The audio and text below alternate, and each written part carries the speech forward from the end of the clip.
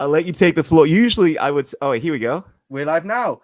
Good evening, everyone. This is the first live stream on this channel. In fact, aside from one that was at the protest last year, playing around with StreamYard, seeing how all the bells and whistles of that works, and having a good conversation about all the things that are going on in the world at the moment, and particularly there's elections coming up in Australia, and I've got my good friend here, Krishool the Esoteric Noetic, a real truth bomber. And he's going to talk to us about the election, everything that's going on in Australia and the wider world, because it really is the same story all around the world, isn't it? It is the same story all around the world. We vote in these momos to essentially govern our freedoms, and they end up tearing the country apart and trying to strip away our freedoms and dictate how we live our lives. And I'm not a fan of it. You know, I recently got a call just last night from John Howard. He's a former Prime Minister of Australia. And this guy was raving on about how I need to vote for the Liberal Party. And look, regardless of whether or not you vote for Liberal or Labor, they're the two major parties here in Australia. They have succeeded in fucking us completely over. Over the last couple of years, we've had our rights stripped away. We've had these lockdowns enforced. And the policies they've put in place, in my opinion, have not made things better, definitely not financially, and have not made things better on a medical level either. You know, I mean, I think you made a video covering how, at least in the UK, I think it was, that the lockdowns have only proven, according to the mainstream media, to be something like 0.2% effective. Yeah. And that, when we're seeing a whole bunch of other problems come about, like people not being able to make their medical appointments because of restrictions and so forth, and then the destruction of businesses. I don't trust these politicians. I don't trust them one bit. Yeah, man, that's the situation we're in. The Liberal Party, they're in coalition with the Conservatives, aren't they? I don't know too much about the inside baseball when it comes to politics. To be honest, I don't really follow this stuff anymore in terms of different parties. Even there is one party that I have been following a little. They call the United Australia Party, and they have been saying the right stuff. It's backed by Clive Palmer, who is a multi-billionaire, and what's his name, Craig Kelly, who is a former politician for, I think, one of the parties. I think was, I want to say, I don't want to guess. So basically, this guy broke away from his party because he wasn't in line with what they were doing in terms of these lockdowns. And for the last couple of years, he's been saying all the right stuff, has been championing freedom. He is united with the United Australia Party, with Clive Palmer. And that's the one hope we have, realistically, of pulling back a lot of the erosions of freedoms that have come forth in the last couple of years. But I got to tell you, man, whereas a lot of people are in favor of this party, which I think is a great idea for the most part, I haven't heard them say anything per se that I'm against. I just personally do not like the idea of giving up my power through any kind of voting system. You know, like I don't like the idea of me needing to go and vote and compete with other people on whether or not I should have my basic freedoms. Yeah, I think we should just refuse to accept any of these unjust restrictions. Yeah, well, that's the case. There's a criticism I read that recently of parliaments, the system of parliamentary democracies, whereby having a representative is an illusion. The phrase they used was no representation in lieu of the people, because you have this sort of vote where you can choose someone to represent you in parliament, and they go and have a vote on all the affairs of politics. So if you agree with someone on one issue, you completely oppose them on another, and it means that you're basically being forced into going along with all the other aspects of the agenda that you don't necessarily, want to vote for as well. And usually people just end up voting for the least bad choice, and it's almost like a form of political blackmail. Well, vote for us, or else you'll get this so much worse. It's bullying, basically, what it is. It's also very similar to domestic abuse. One of my earliest videos, I talked about the Biderman report in the 50s, where it was originally developed as a chart of the coercive techniques used by communist regimes in the 40s and 50s. And in fact, it's now used today for domestic abuse situations, because a lot of the techniques that are used by the government and that they displayed particularly over the past couple of years, particularly towards the start more than anything, but they've eased off gradually of things. What's the situation like in Australia regarding the easing? Are you just as relaxed regarding the rules as everyone else, or still strict? Look, they've taken a step back with the restrictions over the last couple of months. I think about a month ago, strangely enough, I had my housewarming party, which became the lockdowns have ended party, because I think on that day, would have been maybe a month ago, the government announced that they pretty much ended the lockdowns, at least here in Melbourne for the most part. Just a But month ago. yeah, that's about a month ago. But that being said, we're Whoa. still hearing the same kind of arguments, talking points. That people need to get their COVID tests. That there, in fact, the latest thing is the Australian government, the Scott Morrison government is looking at implementing this new policy. I don't even know if it's already in effect, where a lot of the medical decisions are going to be deferred to the World Health Organization. So in the future, what they're saying now is to ensure that this stuff is done more effectively. We need to give the World Health Organization the ability to make decisions on implementing these lockdowns. And I've also heard that Bill Gates has said things to the similar, that in order to, granted, I think he's acknowledged the fact that we now know a lot more about COVID, and it's not as serious as we thought it was. Right? This is what I believe he said. He's also gone on to say that, well, we need to ensure that the next time there is a pandemic, we can get everyone, boom shakalaka, as I like to say, within about 100 days or so. And I'm like, have we learned nothing from this? And well, I don't the know. World Health Organization themselves, the World Health Organization came out and said that repeatedly doing the same boosters again and again isn't going to be an effective technique. And yet that's precisely what they're doing, is boosters over and over again. Let me see if I can bring it right here. Let me see if I can bring this up, test out the screen sharing feature, because I noticed a few people have tuned in. Hello, everyone. The part of the purpose of tonight's stream is going to be testing out how this whole StreamYard thing actually works. So let me share my screen. Oh, has it been sharing the whole time? Well, I can see you, but I can't see your screen. Oh, I see. Yeah. Okay. Share. Okay. I see. You have to select a certain feature. It's there we are. Share a window. And there we are. Now, Lovely. Can you see that? Right here, repeated. Let me zoom in a bit. Repeated COVID boosters not a viable strategy against new variants. World Health Organization experts warn. Right there on the Guardian. The World Health Organization experts have warned that repeating booster doses of the original vaccines is not a viable strategy. Now, the thing is, the reason why the World Health, or one can argue the World Health Organization is doing this, because their overall argument is they want more new developments, new vaccines. There was a report from the Parliament over here that was talking about, I think I talked about this in my last video, the future of COVID vaccines, and how they want to put more and more and more money and more public resources into developing more and more vaccines, whilst also putting more money into developing and producing the existing ones, which they've got huge orders for already. And there's going to be the spring booster and the autumn booster and all that. So it's the same old techniques that they're rolling along with. But it seems like the big thing that they've shifted away from with the pandemic, or used as a distraction, because it's not gone their way. If you look at how China, even China is now seeing protests as a result of it. So if they didn't ease off when they eased off, it could have gone very, very badly for them. They pushed pretty far. But what they're now using is as the next major news story. And I talked about in my last video how the British government, with their deal with Rwanda, they're giving 120 million pounds to Rwanda, who are also partnered or just signed a new defense deal with Mali, who employ the Russian Wagner group. So effectively, our tax money is going indirectly to supporting Russian mercenaries who are also active in Ukraine, whilst we're also giving billions of pounds to Ukraine. And the result of all of this is the price of weapons, or the share price of weapons manufacturers, has just gone through the roof. Absolutely. You see, that's one of the most disconcerting things about the age that we live in. Regardless of whether or not you are into politics, you are partaking in politics every single day. Well, for the most part, by paying taxes. Even if you don't have an opinion on this stuff, you end up funding organizations that you may or may not support, by just participating. That's why it's so necessary for us to become more aware of what's going on. And that's why I love the information that you're dropping. And yeah, what you're saying is true. I started thinking about this as well. The fact that everything that's going on right now, I don't agree with a lot of it, but nonetheless, I'm paying tax, and I'm going to funding organizations that are coercing me to take things that I don't want to take. And by the way, I got to ask you: is this a YouTube stream, or is this are we keeping? Yeah, this is YouTube.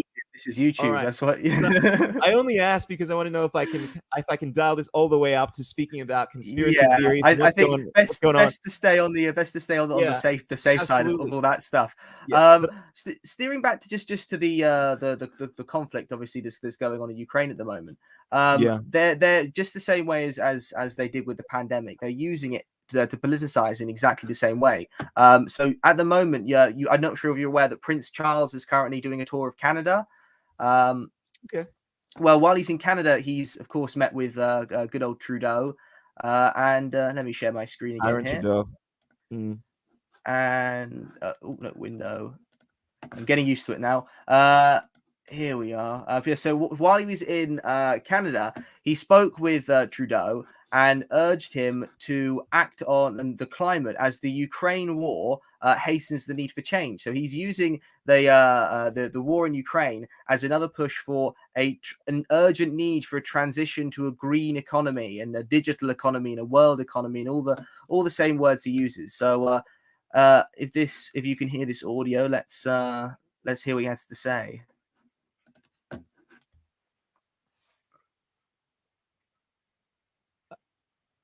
I can't hear the audio. I don't know if it's coming out on your end. It's not Oh, coming can out you on not? my end. Okay. I don't know then. So what he's talking about is how the war in Ukraine shows the need for an urgent change, and it's exactly the same as when he was speaking on at the World Economic Forum in April 2020 at the very start of the pandemic, talking about how Mm. it presents a golden opportunity for the Great Reset, which was also sustainable economy, green economy, all the same stuff. All the same stuff. They say beautiful things, but what they're actually saying is not very beautiful at all. In the rhetoric that they use, I love how politicians are the masters of rhetoric, saying horrible things in beautiful ways. Well, I believe that as a nation, we should come together and suspend our individual liberties for the greater good, because we are all in this together, and we need to build back better. What they're actually saying is, you have no freedoms. We can do whatever we want because we're doing it for your own good, and you're too stupid to know what's in the best interest for you. And then everyone's like, we love you, Obama. We love you. We love you. I mean, And that's basically politics. It's just the art of that's telling basically lies. politics. Absolutely.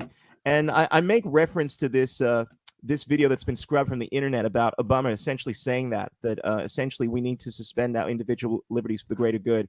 And it's better, I paraphrase, but it's better when people within a society actually surrender that kind of stuff. And granted, at the time when it was said by Obama, I think, I mean, it didn't really get that harsh or a response, but it got a lot of people raising their eyebrows, on the internet. So it's very hard to find that on the internet now.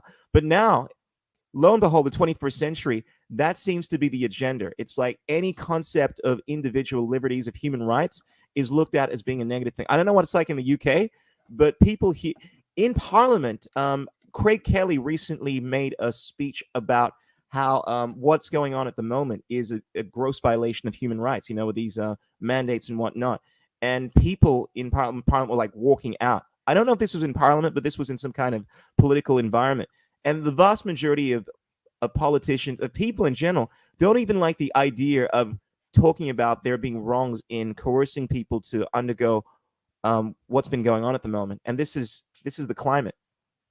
Well, it's just been a gradual push towards authoritarianism, coercion for a very long time, and there's never been a pushback. Politicians come along of all different political colors. Look, I'm a blue one, I'm a red one, and all that happens is that there's a gradual shift of power and liberty and personal autonomy away from people. It's been an uninterrupted process for over 100 years. That's for certain.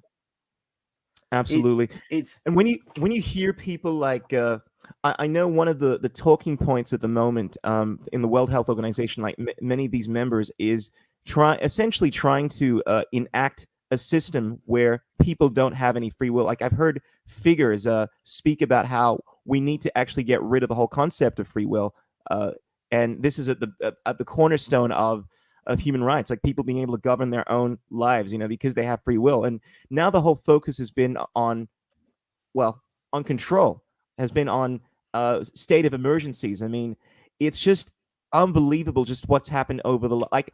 I watched about I watched a series of videos about just the political climate 50 years ago, and they were speaking about things like liberty. I think they just come out of the Second World War, so they were more concerned about systems that wanted to erode individual freedoms. And the people of the time, and these were like the best students. Like you had people all around the world coming to talk about these issues, from Finland, from the UK, from Ghana, and they'd speak about this, and they had some basic understanding of the problem of communism, and they wanted to move away from it. This is the general status quo, right? The Yeah, zeitgeist. but that Now, was why it was yeah, convenient at the time. It was convenient though to have that push towards liberty, because communism posed a very real threat, but also communism was a hostile force externally. It was Russia. It was a foreign threat that they wanted to ward off, and it was yes, communism was absolutely awful, and they can alert people to that fact and switch people on.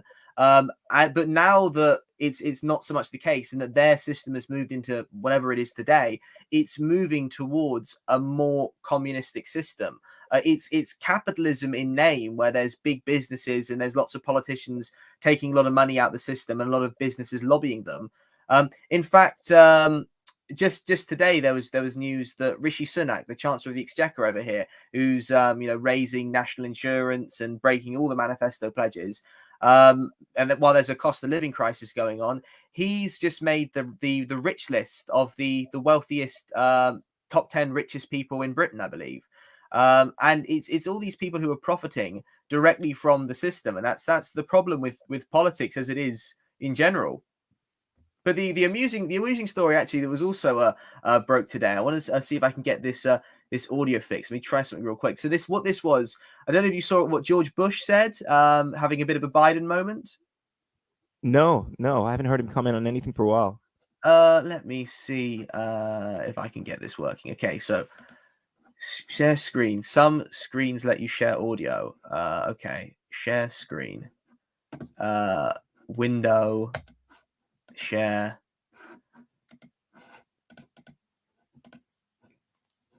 Is this playing anything at all? No, It's not giving me the option to share audio. yeah. Okay, well, I'll figure it out some other time. I don't It's one of even... those things. No plan ever survives first contact. You have this idea as to getting everything straight, but you have problems as you go along. But I love it. What he said was, he went on Yeah. stage and he said he was condemning Putin for his terrible invasion of Iraq, his terrible, unlawful, unjustified invasion of Iraq. There's a bit of a Freudian slip there. Wait, he actually said invasion of Iraq. Yeah, Bush said it. That's even, because I'm thinking yeah, Ukraine. Oh wow, yeah. It's like we're living in some kind of I feel as if aliens would be watching the Earth show right now, just laughing themselves, because this is movie-esque content. Here we have a guy that is responsible for the most concentrated airstrike in history. Right, goes under the premise, I think it was, that we need to get rid of these weapons of mass destruction, right? And we have these smart bombs that are 99% effective, and they turn out to be 1% effective. Same kind of nonsense, different scenario. But it's like, we're 100% certain this is necessary. Ends up not finding the weapons of mass destruction. Ends up causing, like, the rate of leukemia increased by many-fold, because a lot of people don't realize that the Gulf War crisis was essentially a nuclear war, in the sense that the weapons that we use, the spent uranium, were nuclear. They're not. I mean, the nuclear warheads, all that kind of stuff. And then we see the radiation poisoning. I mean, this stuff was ghastly. These people are absolute murderers, right? And then they have the audacity to proclaim that, oh, wait a sec, what's going on right now is horrible. We would never do anything like that. How about you just shut the fuck up, as Conor McGregor says. Well, it's all just money and geopolitics. It fuels the whole thing. It was a few weeks ago when I was making a video. I didn't post for over a month, actually, because I was making this video, and I was researching on these issues as I go along. I want to make sure I fact checked everything, got all my facts straight, got some sources, and once I find some topics, you start digging deeper and deeper and deeper, going down that rabbit hole. And it was sort of various foreign policy things regarding Libya, regarding sort of various assassinations from the CIA, and I even came across. I don't know. Have you ever come across the CIA? Not CIA. The Senate House Committee hearing on assassinations. Not directly, I don't think. Speak about that a Okay, little. so this is interesting. So it was in the 70s. Okay. And so one of the things people believe that the Warren Commission report is the official stance of the US on Kennedy, that he was assassinated by a lone wolf, and then he was also assassinated by another lone wolf who then mysteriously died in prison. Nothing to see here. But that's not actually the official position. The official position, which hasn't officially been overturned, was the Senate House Committee hearing on assassinations, which also found that MLK was also likely assassinated as part of a conspiracy. JFK was likely assassinated as part of a conspiracy, and a lot of other really interesting things came out of it. For example, actually, I just have to add here for YouTube that a lot of people, put down this report, and it's not often circulated today, on the basis that one of the pieces of evidence they used to form a conclusion on JFK, according to some modern audio analysis, doesn't necessarily support their conclusions. One of the pieces of evidence. So therefore, you've got to dismiss that whole report and not talk about it. But a lot of interesting things came out of it. For example, there was a CIA. Let me see if I can pull this up. Actually, you'll find this interesting. CIA. Here we are. I've got so many things bookmarked from things that I wanted to talk about in videos I've never gotten around to talking about. So screen layout. I've got to do the share thing again. I'll get used to this. Window. There we are. Can you see this? Yeah, man. Okay. So it's a dart gun that also I think 7 or 8 CIA officers mysteriously committed suicide right before they were due to speak at this hearing. But this is right here on the Capitol.gov. Senator Frank Church and Senator John Tower with CIA poison dart gun. Show more. Allegations of domestic spying, yada yada yada. It doesn't actually say here, but this gun in particular apparently could cause someone to have a heart attack without leaving any evidence whatsoever. Yeah, you see, what's really interesting about this is official. You mentioned this came from some kind of Senate committee or something in the United States, right? My question is, was this official during the time of the assassination? Because one of the things I've noticed that tends to happen is that whereas this stuff comes out eventually, at the time it comes out, people have already forgotten what happened and they move on. Nothing to see here. Move along. These are not the droids you're looking for. And voila. It's like what's happening right now. All right. People say, oh, that would never happen. Oh, what lockdowns, mandates? Oh, you're a conspiracy theorist. And then a couple of years later, or not even that long, lo and behold, exactly what you said wouldn't happen happens. And this is happening across the board, not just in the realm of government mandates and so forth, but in the realms of like evidence in regards to what's really going on behind, I'm talking about, right? And then conveniently, the mainstream media doesn't talk about this stuff, and then it's just accepted. I mean, one of the things which I feel as if I can say, right, Craig Kelly, who is a prominent figure here in Australia, speaking about all the things that we should be speaking about in regards to this pandemic, right? During the start of the pandemic, came out to say that there was a certain treatment, I won't mention its name, that was proving to be very effective, and that these were not his opinions. These were the opinions of some of the top experts speaking about this. And he went on a major news station here in Australia saying this kind of stuff. Everything that he was saying was absolutely factual. He was made an absolute mockery of by the news presenters, and was told that this drug had not been proven, it had no efficacy whatsoever, blah blah blah blah blah. The important thing to note is that about a couple of months ago, I saw a news report. This is on this. I think I want to say in the same channel, right? Same mainstream news channel. However, it may have been on a different mainstream channel, right? But they were openly saying now that this new drug, the same one that was criticized heavily by Craig Kelly, it had some great results, and this stuff was being adopted. And this is the classic example of a few years later, we're not going to make any apologies for berating this guy with his conspiracy theories. Let's just move along. Nothing to see here. And it's so frustrating. People forget about this shit. And they've changed their tune so much, and they want people to forget. It's when you look back, you see sometimes people recirculate clips from earlier on in the pandemic, when there was like on one of the TV shows over here, a big plastic screen between two people hugging through like basically a sheet of cling film on like a curtain rack. Some of the stuff is just so ridiculous. But because they'd whipped people up into a fury with this news that was breaking, oh my god, everyone lose your heads. Everyone loses their heads, rushes into it, rushes around like headless chickens without pausing to think about what's actually going on and what's the end game of everything and how we're progressing politically. Now, at the moment, the situation politically over here, I talked about with the local elections in this video, where no one wants to vote Conservative, no one wants to vote Labour. The problem is people want to vote Conservative to avoid Labour because Labour openly talk about tax cuts, whereas the Tories say they're not going to have the Labour don't want to cut taxes, they want to rise taxes, whereas the Tories say they want to cut taxes, but though they still rise taxes anyway, yet people think that they're going to somehow protect them.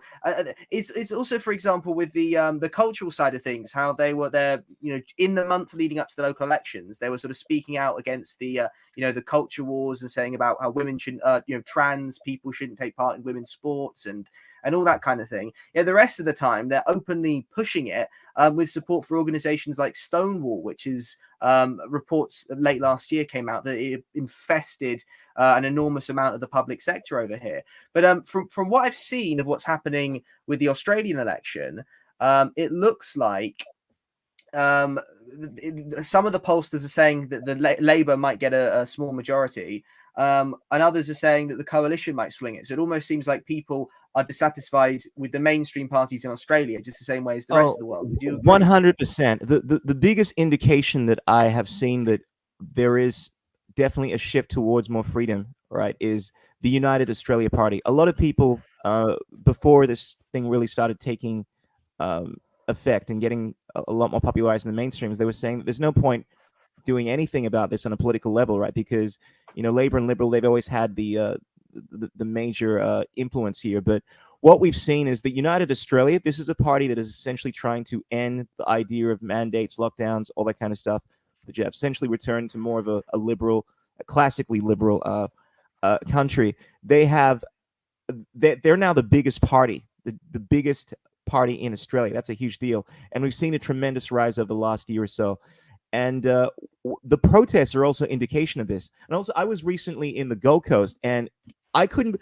Every single person that I met, strangely enough, maybe I just draw these kind of people, that anytime we talk about anything that was going on, they were fully aware of what was going on, and they were not in line with it. There were people handing out pamphlets. There were billboards everywhere. And I think one of the reasons is, I think Clyde Palmer, he's based in Queensland, so he obviously has a lot of influence there. But we're seeing that whereas the media is showing this, is creating this narrative that the vast majority of people are on team meh and want to do as they're told, listen to the government, right? What we're actually finding is a lot of people are not happy with what's going on. A lot of people initially, I would say, were very much in line with going ahead because this was a very unknown thing and just wanted to listen to what they were told. But a lot of people have been very angry. We've had protests now amassing to hundreds of thousands, at least the last protest that I attended to. And in Canberra, we had a protest that exceeded, and this is the interesting thing, once again, for the fact checkers, mainstream is presenting, oh, look, mate, there's only like a few, 100 people that turned up. But we're seeing evidence that there have been over 1 million people at these protests, to the point where the government had to openly admit that they were using some kind of technology to disperse crowds. That was, I mean, why would you feel the need to use something like that unless, of course, the crowds are getting to the point where it's, it's very concerning for you. But and they're still going on, aren't they? I don't. Yeah, they probably are. The protests, absolutely. People are still very dissatisfied with what's going on. But even though where's those representatives? That's the thing. All people, there are so many people who turn out to the streets. In London, I'm going to be very conservative, but in one of the protests, there was at least 1 million people, at the very least 1 million people present. When you look at all the helicopter footage and everything else, that's there's what, 70 odd million people in the country. That's over 1% of the population. We've got 650 MPs. Where are the MPs genuinely acting and speaking out on this? And this is the problem with representation and first past the post and gerrymandering these constituencies and all this. It's playing these political games and all the factionalism, and because of how they've really dispersed even this alternative media, they're doing a very good job. I noticed looking at my own YouTube, they're definitely cooking some of the views. The view counters in YouTube Studio don't. Shadow banning is 100% a thing. Yeah. It's very disheartening. But the thing is, they try all these techniques. Firstly, one, because obviously if it wasn't a threat, they wouldn't feel the need to do these things necessarily. But also it keeps people dispersed and divided and distracted. And consequently, people grow, very, very small followings here and there, and people might run as independents in a local election, or form little parties. And there are lots and lots of these little parties, and there's no real organized opposition. There's no real organized effort to Yeah. change things. Yeah. And that's the problem with last year at the London election. There were a lot of different anti-lockdown parties. There was Brian Rose, there was Piers Corbyn, there was David Curtin, there was Lawrence Fox, a bunch of others. And what's interesting is there was an unusually high number of ballots that were not counted because they had too many candidates put down on the ballot. If you add up those people who put down too many candidates with all the other candidates together, they would have very strongly come in third place in the election, which obviously is not going to change the world, but that sends a very powerful message, out mainstream news headlines, and it gets all the people who are in their houses to wake up and think, hang on, there are people out there who are presenting us with an alternative. But because of all the distraction and division, all this other stuff, there's no cohesion to the movement, and consequently everyone got 1% here, 1% there, and it just makes there's no strategy. I think that's what the problem is that Yeah. what. And Yeah, sorry, another sorry. problem, I was just going to say there, because we're kind of, I want to tangent. This is actually related to what you're saying. I think another big problem is the misinformation that's put forth by the mainstream media, right? In terms of changing the perception of amount of people that are in support of agendas. Because when people are under mass formation psychosis, or when, we don't even need to go into that. When people just being people, they tend to want to go with what everyone else is doing, and it's very easy for the media to create a narrative or obfuscate facts to make it seem as if this is what's going on. And one of the most interesting events that's taken place recently is to even solidify this whole idea is the I want to call it the Ministry of Truth, right? Joe Biden recently wanted to establish some kind of disinformation ministry of some sort in the United States, in order to make sure that we don't have all these crazy conspiracists like you, King Peter, dropping inappropriate information, right? Because they know what the truth is. And it's fascinating. I use Ministry of Truth because most people know I'm referencing, I think it was 1984, one of Orwell's books. Yeah. Yeah, a situation where the government essentially gets to dictate what has happened in the past, determine what the truth is. And if you say anything that goes against it, well, you must be reprogrammed. And It's funny because I was watching Africa news earlier, and it sort of runs through sort of different stories around Africa. And there was a story from Mozambique where they've just passed the new anti-terrorism law. And what the anti-terrorism law is cracking down on misinformation about the current ruling regime. And it's beautiful. It's yeah, beautiful from the worldview of someone that is a diabolical, horrible person. It's beautiful because it's so clever and sinister. But sorry, go on. It's just so authoritarian. But it's African News is actually I think they're a branch of Euro News, so they're basically funded by the European Union. But they were in the article, it was openly saying critics are warning about how this could be harmful to the freedom of the press and free media. Well, hang on a minute. What about all the things taking place in Europe as well? It's with all these misinformation laws and things, they'll crack down on one side but not on the other. I was when I was talking about Libya in a recent video, they sort of, we got to get rid of Gaddafi. He's cracking down on his own people. He's an authoritarian dictator. Yada yada yada. Now, there's Amnesty International just a few weeks ago released a report that was condemning the disappearance of about a dozen peaceful anti-NATO protesters who are pro-Gaddafi. They were there protesting the current regime and protesting the NATO invasion, and about 3 journalists as well who were anti-NATO journalists were sort of disappeared and arrested and assaulted and all this for staging peaceful protests. So but there's not a peep out of that in the Western press, because Well, the regime who are in power are pro NATO, and they got their various deals that they struck with the French and with the British and all this, dividing up the oil resources and all that, and they're keeping the French colonial currency and intact in Africa. And because that's the other interesting one is the Central African Republic recently announced that they're adopting Bitcoin as official legal tender, which El Salvador did a while ago. They've been slapped down by the IMF, but it'll be interesting to Yeah. see if there's any assassinations or anything. So many things to branch up from over here, but we got to speak about the Bitcoin revolution, because I think, in a sense, this really shows how ideas that were initially supposed to be good, right, that were supposed to bring back individual freedoms, right, can be used against us. I mean, one of the things that we've been seeing recently is this whole concept of programmable money. The governments are looking at implementing a system now where I mean, I know in countries like El Salvador, they're actually making this legal tender, but it's essentially become a fiat thing. Like, they're actually forcing their citizens to use Bitcoin, right? And that's not what Bitcoin's about. It's like, you don't have to use this stuff you don't want to, right? But whereas that might seem like a great idea because we can avoid a lot of the printing of money, right?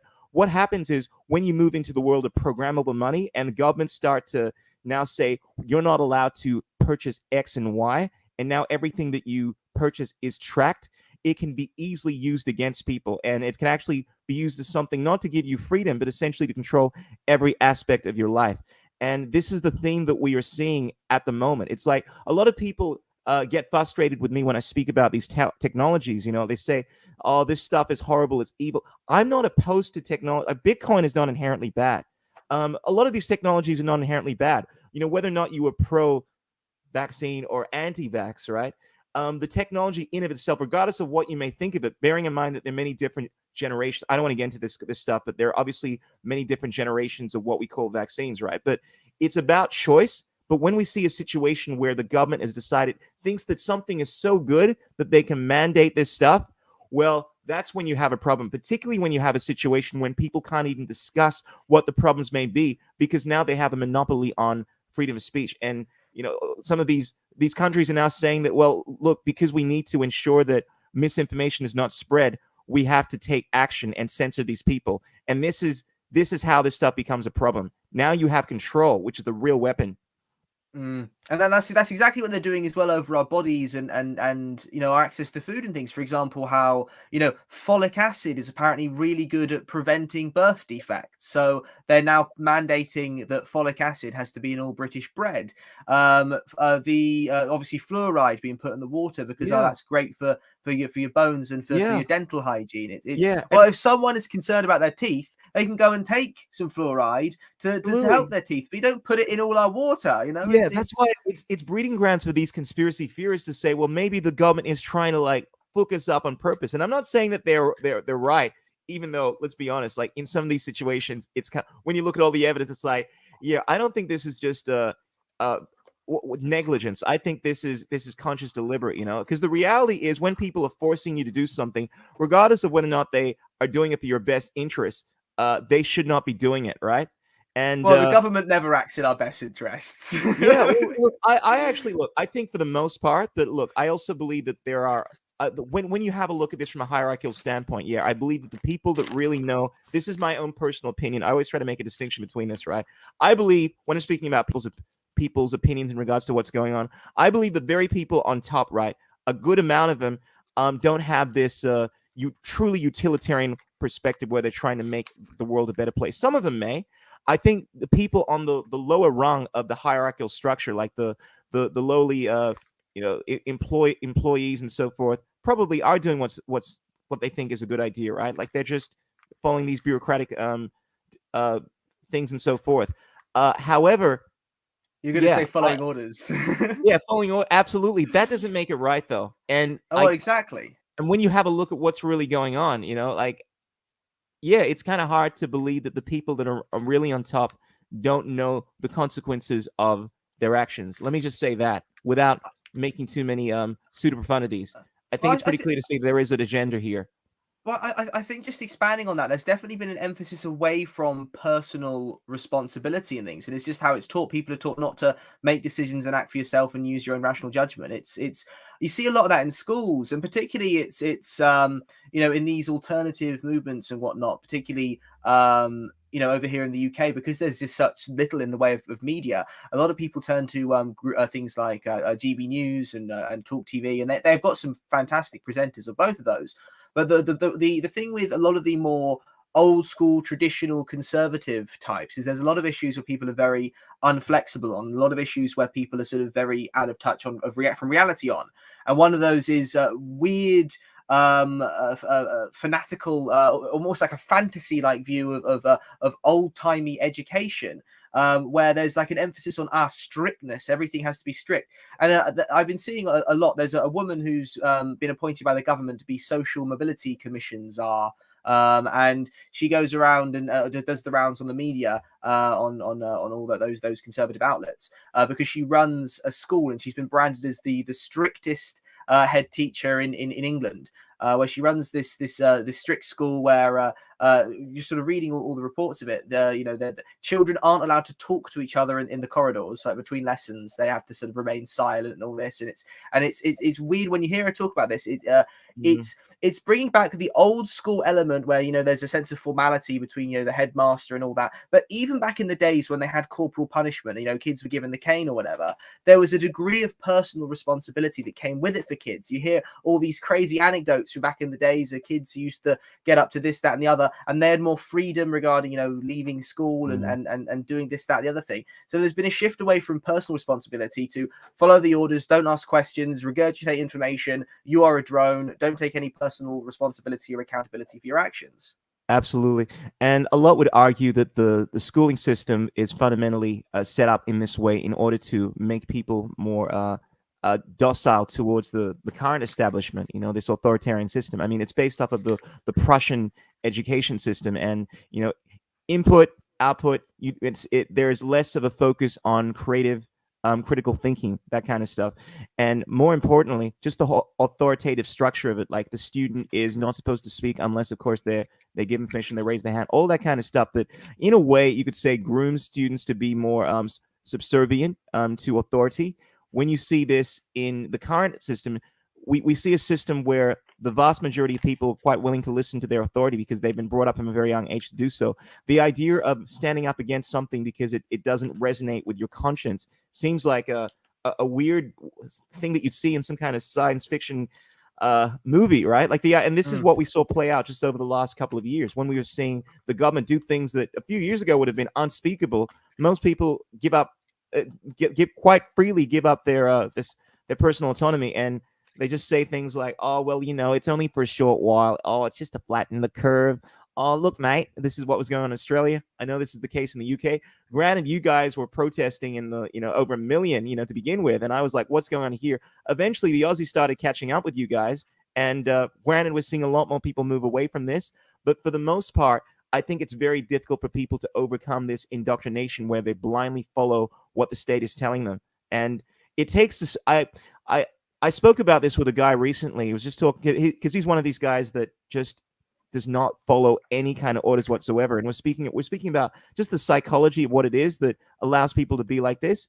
But yeah, it definitely takes this this mentality where you question things, and you care more about personal responsibility. You have. I mean, Mark Passio has a brilliant quote about this, and I'm going to see if I can find it. But basically, he's saying that the problem with society is that the vast majority of people are lacking courage. The willingness to blindly follow orders, that kind of stuff.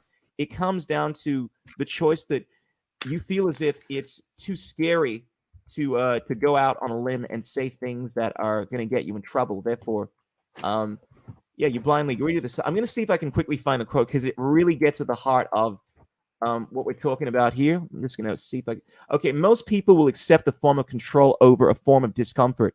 This is Mark Passio. In other words, most people hand over their freedom before they make righteous sacrifices that lead to any form of discomfort. And yes, to bluntly put it, most people are cowards when it comes to this kind of stuff. And it seems, I'll just finish off and say, it seems like an incredibly horrible thing to say. Oh, what, you think people are cowards? But yes, because I'm not saying that people don't have a right, right? Like, I truly believe people have a right to be cowards, right? Absolutely. That's where I'm a bit kind of. However, they shouldn't be coerced by the state. Yeah, that's the thing. The reason is that if people, the vast majority of people had the courage to stand up against this kind of stuff, regardless of whether or not they're going to lose their jobs, regardless of the consequences it would have on their family, because they believed it, because they had the courage to do it. Because most people know that this stuff is wrong, all right? That what's going on is wrong. However, they lack the fortitude because they're more concerned about what might happen, strategies, right? But the Like people that who were to most me into is the ideology, they thought it was right, though. That's the thing. They thought that they were warriors for righteousness. Yeah, but arguably, here's the thing. I always delineate between doing something because you think it's going to lead to good, right? Which deals with strategies, right? And doing something because of the principled nature of it. Like, it's wrong to take someone's kidney and give it to, all these people in Africa because he's going to save lives, right? I mean, granted, you might save more lives by stealing someone's kidney. You may not. It's a strategy. There's a distinction between that kind of thinking and the kind of thinking that says, look, it's just fucking wrong. Courageous people don't just do things that are I find anyway, they do things that they know to be difficult, right? But they do them because it's the right thing to do in the moment. Exactly. And And that's the that's what distinction. used to that was the thing that used to really bug me with people saying about being selfish. Oh, if you don't wear a mask, you're selfish, because it would be so much easier. Obviously not now, because I don't know if this is the case in Australia, but very few people now wear masks going around in England. But back in the days when everyone was wearing masks, and every business was saying you wouldn't get entry unless you wore a mask. It was so much easier to just put a mask on, avoid conflict. Whereas not putting Absolutely. that mask on, although in the vast majority of situations no one challenges you, in those few situations you do get challenged, and for that risk, it's not selfish. You're making a personal sacrifice. You're making your own life more difficult. It's not, oh, I can't be bothered to wear a mask. I'm just a selfish whatever. But the mindsets of these people are just so I don't know what the right word is. It's a very narrow and specific targeted mindset whereby they'll only think, they won't even entertain another perspective. It's looking at the mainstream media. It's when I sort of do research on sort of a lot of older topics, I sort of come across older mainstream media and things. And over here we had some good shows. If anyone in chats in the UK, the older generation, you remember shows like the Cook Report with Roger Cook, the Day to Day, where it was sort of proper investigative journalism that went up against powerful bodies. They'd risk their lives sometimes. Some of these journalists, they'd really sort of embarrass the government. And it's you look at like the comparison in my mind is like between Roger Cook, who used to sort of run into sort of mobs and government proxies and sort of embarrass the police and get beaten up. He used to get regularly beaten with iron bars and burnt with cigarettes and viciously attacked. And he used to do it all. That was basically his thing, was getting attacked. And you compare that with like one of the reporters that I talked about a lot in my channel over the course of the pandemic, so the rose to prominence, was Mariana Spring, who rose to prominence just on the basis of saying that everyone is a conspiracy theorist, this, that, and the other. But of course, now that narrative has sort of become less trendy, you hear a lot less on that front of the crazies and their disinformation and all that nonsense. Yeah, 100%. I firmly believe that the people of the previous generations were a different kind of people, in the sense that they seem to have far more courage. I mean, just the fact that people were willing to blindly go to war to fight for something they believed in, right, and knowing that they'd be likely to die, right, that to me is incredible. Because I think if we had a draft in the 21st century, most of the snowflakes, I mean, how many snowflakes do you think would truly go out and fight in Ukraine? Granted, we've been seeing some patriotic Ukrainians wanting to stay and fight. That being said, I think that government's actually mandated that to some extent. I think unless you're over a certain age, you have to stay and fight. But the vast majority of people, I think, in the Western world are not willing to take up that kind of struggle, because it's just a very different mindset now. People don't deal with the same kind of adversities I think they dealt with during my dad's time, during the 50s, the 40s, that kind of stuff. And I think we're so comfortable in this day and age that as long as we get our Netflix, our Xbox, and our Kardashian show, we're quite happy just to give up our freedoms. And back in the time of these about the previous generation, people were quite willing. I mean, go further back, people were quite willing to like, you have a look at the revolution in the United States, like the Civil War. People were willing. They went to war over a fucking tea tax, right? You have a group of people that said, "What, really? You want us to lock down and flatten the curve for one day?" And Nah, the tax I'm was not only doing that. it's something Yeah, like what, like very, very, very low as well. It's just they didn't want to pay any absolutely. tax. Taxation is theft. Yeah, But absolutely rebellious. Spirit, But yeah, go on. the thing is, usually revolutions only ever come about, and proper regime change only ever comes about in times of great hardship when the people are motivated to bring about change. And the problem in that situation, was, for example, in Iran with their revolution, where they had no real organized opposition. They had sort of a general, everyone knew that the system was completely corrupt and that the Shah was basically a British and American puppet. They were just robbing them of their oil. But there was no organized opposition aside from the religious, the sort of the more radical, ultra conservative Islamic side, and then that became the establishment. So all these people who were out en masse marching, protesting against the government, they were protesting against something rather than for something. No bright new vision to illuminate the people, and consequently, in some ways, life changed, but in other ways, life got a heck of a lot worse for a lot of people. And that's the problem with sort of running into things without a proper strategy that's well thought out.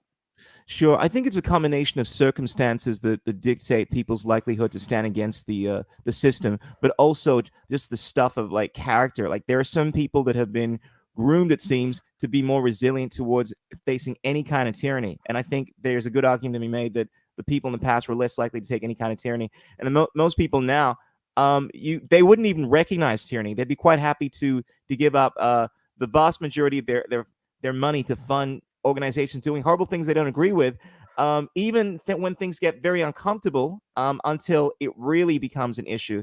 Because you could make the argument that a lot of the stuff we've been seeing now has been very, very uncomfortable, around the world for a lot of people, right? But whether it's just the effectiveness of the mainstream news in the, the the way they've been presenting things, or maybe it's just it comes down to the fact that people don't have the same resolute attitude they do in the past, and I'd think that's also a big factor as well. But one of the things I really want to get into, because I feel like this relates to the heart of what's going on right now, is Twitter, Elon Musk.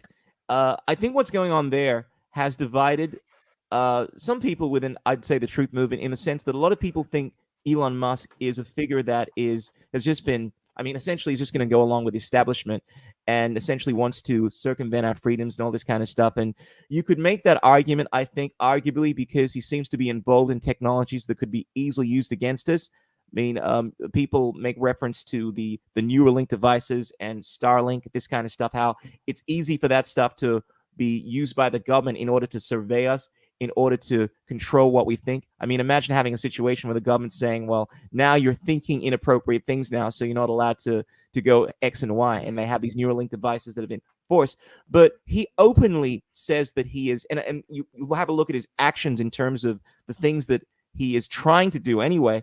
He is openly against the lockdowns. He's openly against, for the most part, he seems to be somewhat libertarian leaning. He seems to be against the idea of the government coercing people to undergo treatments, to lock down, and he's very much in favor of freedom of speech. He's not like a purist, like some of us, but he's like what he's done with Twitter. He openly said that, look, one of the reasons that he's doing this, because look, the guy could find a million ways to make $1 billion, I'm sure, but he truly believes, I believe anyway, he said this, that one of the reasons he's doing this is he thinks that freedom of speech is the cornerstone of a thriving society. I paraphrase, and that he believes that this stuff needs to be enshrined within the United States, and he feels Twitter is a great place to do that. So, what do you make of the recent situation with Twitter and what Elon? And bearing in mind the deal hasn't gone through yet. So yes, I was actually about to say, with the fact that Elon has now sort of suggested that he might be backing off regarding all the bot accounts and everything. I actually have this. Let me share this window here. Okay. Al Jazeera. So Twitter has just announced a new crisis misinformation policy. So they've announced a new plan to help fight false claims in times of crisis, including war, health emergencies, and big natural disasters. So there's going to be cool. even stricter, and the way they're going to enforce it is they've got a example down here somewhere. No, they don't have an example. There was an example tweet where what it looks like is basically it hides it. Like if you remember with the whole Capitol thing was happening with Trump, when they were having his tweets and they were hidden, that you couldn't view them. I never saw that at any other time before then, and it only sort of cropped up around. But there was a lot of strangeness with that. With actually, just in hindsight, we probably shouldn't talk too much about that on on YouTube, because I know they had very, very strict Okay. policies around All right. around that. If you know, if you know what I mean, you know what I'm alluding to. Sure. But So in fairness, though, look, that this actually raised an eyebrow.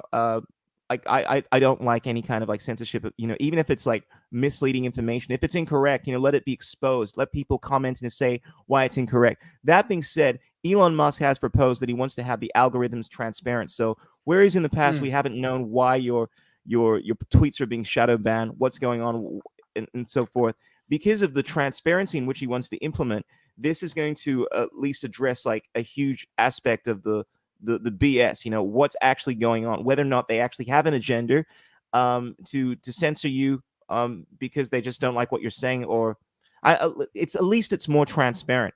And I think that's the important thing here. There's more, and one of the things that I think that's happened over the last month since he announced the Twitter acquisition is that we've seen this transparency. You've seen that the followers of Twitter, like people that have had their accounts like blow up, because what's happened is some of these algorithms that were in place have now been.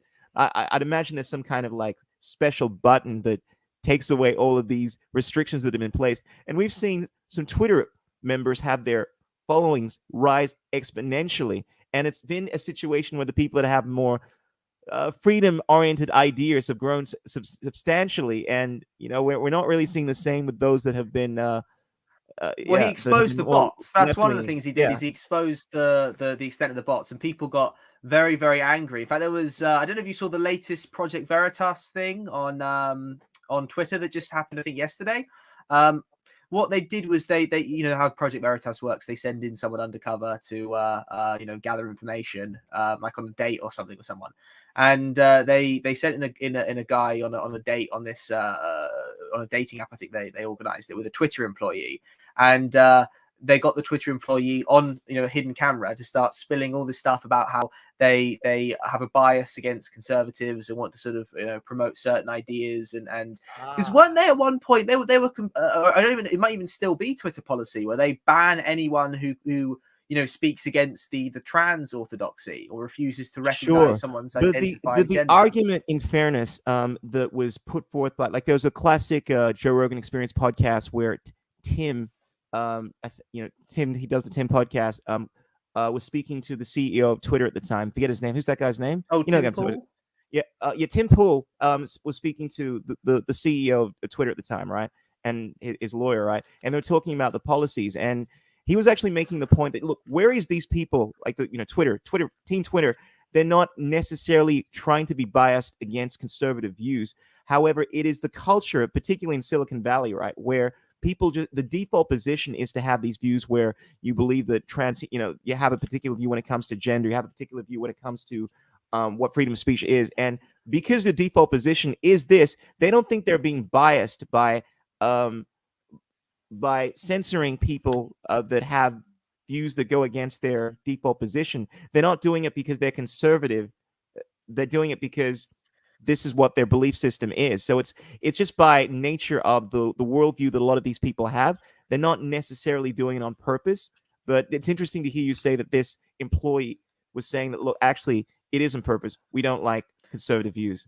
The question about Musk is that he does do he says a lot of interesting things, but overall with a lot of the things he has that public beef with Bill Gates and all that kind of thing, but Sure. he at the same time he doesn't really seem to be hitting the nails on the head regarding the World Economic Forum. He has a lot of money and a lot of power and a lot of influence, and it could be, Absolutely. is he just playing games regarding all Yeah. this stuff with taking over Twitter and then not taking over Twitter, and if he takes Absolutely. over Twitter, he can make it look like, you see, I'm letting this conservative person who's shouting MAGA, make Trump great again, all this kind of stuff, Touche.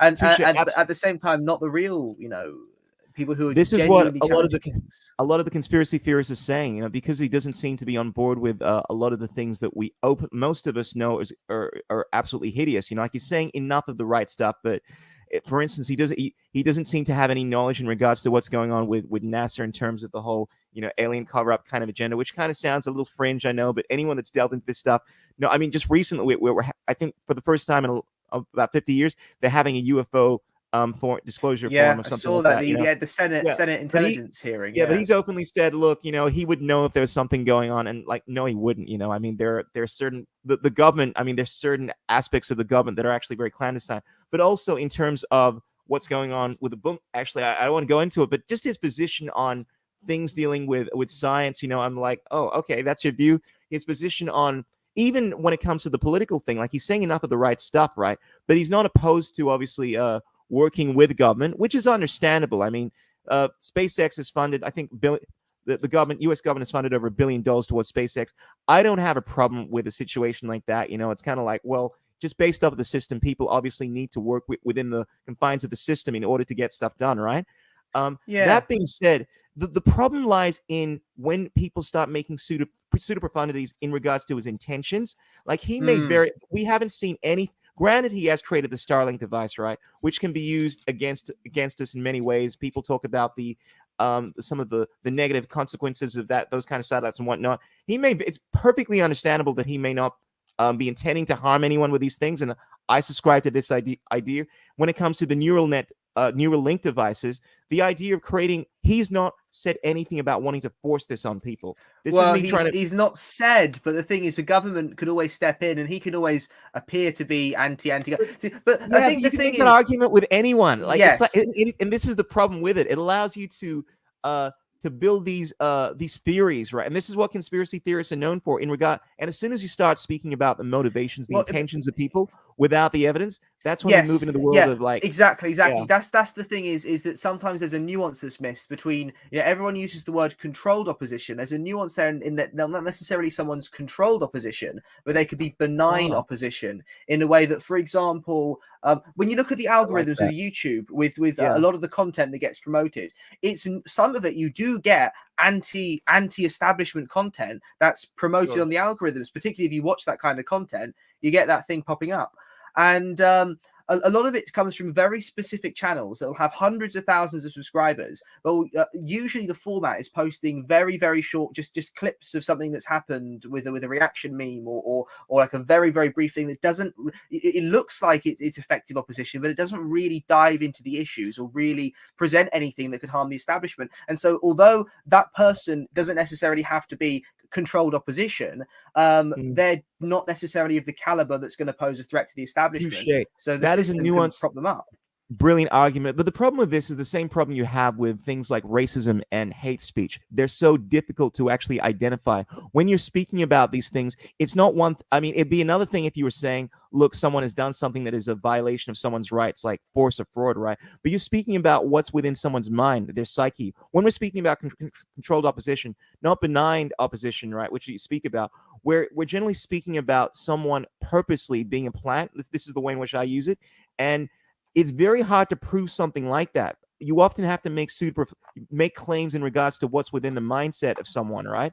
And that's hard to do. In the same way, racism. It's like, how do I know someone has an intentional bias towards a group of people? And look, when it comes to benign opposition, like, that applies to everything we see within the world. Like, a lot of people are, because of the programming, because of the influences of the mainstream media or mass psychosis, call it what you will, they're behaving in a way that has been orchestrated by things that have been set in place. Like when you get into mind control, things like MK Ultra, where they're more surreptitious ways of influencing people, like using microwave frequencies and uh, mobile technologies and all that kind of stuff in order to actually send implants. And this is not in the realm of conspiracy theory. You can't actually do this kind of stuff, right? People can be influenced to do things that they're not aware of, right? But then on a more kind of subtle level, yeah, based off of what we watch, the information we're exposed to, we can be influenced to do things thinking that we're doing things because we have good intentions, right? But they've actually been programmed. And the thing is, we're all subject to this if you buy into the idea that we're all influenced by external forces, unless you're the kind of person that truly is a black sheep, I would say. Well, that's the So thing. It's like Edward Bernays. You could read propaganda, how so much can be organized through good PR and through all the sort of psychological stuff. Which also begs the absolutely, question when it comes to Elon Musk: is he is a yeah, billionaire, and like all billionaires, he's going to have a very, very good PR team, and he knows the internet very well. He knows memes, he knows Twitter, he knows how to engage with people. He's a genius in yeah, that front, and yes. when it comes Touche. to also having a good PR team and all that, you know, he could be doing all these things. It looks like, look, I'm developing mind control and developing all these satellites and developing all these self-driving cars and Okay. electric everything that the government can control. You know, Teslas can be. In fact, that's one of the things that the government's proposing in the UK is to zap electric car batteries in times of peak demand. So you'll have all new homes built from this year have to have an electric car charger built into the home, and Yeah. And it's like, yeah, you've got it charging, and then at times of peak demand they can zap the battery, and you know, all linked exactly. with apps that you can stop you from getting into your vehicle. It's although they're convenient, when this stuff becomes, you know, he never mandated it, but developing all this stuff that the government is now trying to mandate gives them the Yeah. tools, you know. I'm so glad we're delving into this, because this is very nuanced, but it's a conversation that needs to be had because it's very philosophical, right? Because here's the thing: if you were put in a position where you can create amazing technologies, but you believe that in all likelihood they will be used against you, right? Does that mean that you should not create these technologies at all? Because you have a look at all inventions, and they are subject to this misuse. Whether it was the atomic bomb, you hear Oppenheimer making the reference, you know, like, I have become the destroyer of worlds, right? Yeah. Now, even when that happened and it was detonated, and he realized that this stuff could be used to destroy, you know, worlds and whatnot, I'm sure when he was creating this thing, he probably had the inkling that, like most of us do, anytime we're coming across creating something, that, yeah, this stuff could be stolen from us, it could be used against us. And it And was his Elon, patriotic duty as well to fight this evil enemy that we were up against. In times of yeah, war, it's always, you know, true. everyone rallies around the flag. Yeah, absolutely. Or a common thing that is done at the moment, right? And this is really sinister. This moves into a different realm here. But when it comes to like, there's certain standards we have in the West, right, where we do not experiment on gene. Oh, well, how do I put this? There's certain, like, for instance, cross hybridization of species and things like that. There's certain things we do when it comes to manipulating genes and all that kind of stuff that we don't do. But a common theme you hear, right, from the West is because countries like China that don't have this regulations, right, where they're experimenting, doing crazy stuff. Well, if they do this, they're going to become more advanced than us, and they will have an edge in wars. So we need to start doing this in order to deal with them, right? But And then it's just kind at of like that a point, military, are we that just getting mutual to being as bad as they are? That's the thing. yeah, that's a different note, because look, you're moving to the realm of, like, mutual assured destruction, like this theory that's based off of, like, game theory and all that kind of stuff. But back to the whole scenario: should we create something knowing that there's the potential for harm? And the thing is, there's always, philosophically, there's always the potential, and I actually believe that most of these technologies that Elon Musk is working on, at some point, unless the general consensus of the status quo changes, they will be used against us, as has Bitcoin, as has the internet. Even there's now a new internet that's going to be developed that is going to be censored and so forth. However, it can also be used for good. A lot of people don't realize. Let me just say this: with the Neuralink devices, right? Like, Tesla's actually implementing this phone at the moment, right? The Tesla phone is going to be revolutionary. One of the advantages is that this can actually connect to the Neuralink device. It sounds crazy, right? But now, when someone has a car accident and they lose ability to move and talk and so forth, if you have one of these Tesla phones, you can actually interact with them and you communicate with them. You can find out what problems are going on, right? That's See, I'm one not comfortable with beneficial. that. It's the fact Nor that am I. although Nor am I. we But give it's up still our pretty freedom to an cool. extent with phones, like they track us, you know, if you go, but you always have the option, you can leave your Yeah. phone at home. Whereas when you got something built into your brain, and Yeah. for, you know, and they've done behavioral changes with brains in pigs that could control pigs' movement, and, Totally. you know, anti-depression brain transplants they've tried in humans and all this, and Yeah. it becomes concerning. I see the argument with some technologies is with things like, for example, the more benign things like Zoom, for example, right? Zoom is Yeah. a great piece of technology. You can speak to people around the world, you know, face-to-face real-time conferences. But Zoom was almost used, you know, when the whole pandemic thing started, lockdowns began, everyone at home, and it became you can only communicate through digital platforms. You can only communicate through social media, none of this face-to-face stuff. And that was when, even though no one at Zoom, well, people at Twitter and you know, Facebook there are bad eggs in that bunch. But Sure. even though you know, these tools weren't necessarily developed purely, you know, For that for purpose. control. The government still was able to you know, get through legislation on these technologies, like with the online safety bill legislating Facebook. But there's already so many statutes that regulate what people can and can't say, and new obligations that will be on social media companies, that they have to take down misinformation, they have to hide posts that aren't from government ID verified accounts. And I think just giving more tools into the government's arsenal that allows them more control rather than tools that are for freedom. So that is, in that case, giving up liberty for convenience. It's like, you know, Benjamin Franklin said, people who give up, you know, liberty for, Sure. you know, it's the Sure. same thing. The real issue here is whereas I tend to agree with you. Like I'm not using one of these Neuralink devices. I just based off my apprehension in regards to the efficacy and safety of this kind of stuff. I mean, we know that like a number of monkeys died during the testing of this stuff, right? Which I'm not cool with, all right?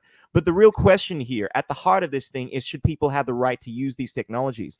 Because if your argument is that no, because they could be used by the government, well, then you're making the same kind of argument that philosophically that the governments make, that we need to do things based off of what might happen. And this is where it gets philosophically deep. We need to restrict people from being able to move around because of the fact that they may spread the virus and so forth. We need to start imposing these restrictions on freedom. And this is the most difficult argument when it comes to freedom. Freedom is not just being for things that you think are good. It's being for things which you think may be bad as well. However, unless of course that line is crossed where someone is actually infringing on your actual sovereignty, you have to be like, well, look, you can use this stuff. And that's my position.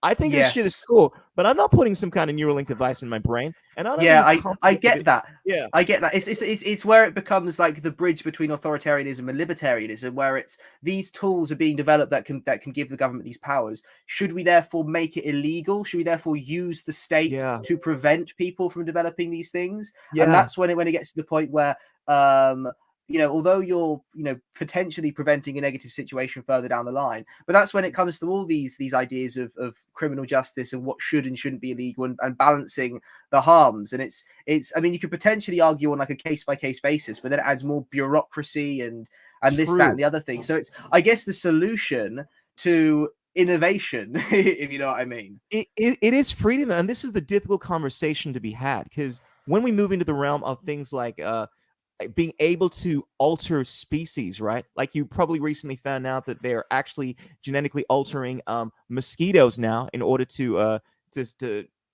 combat diseases like the Zika virus and so forth, right?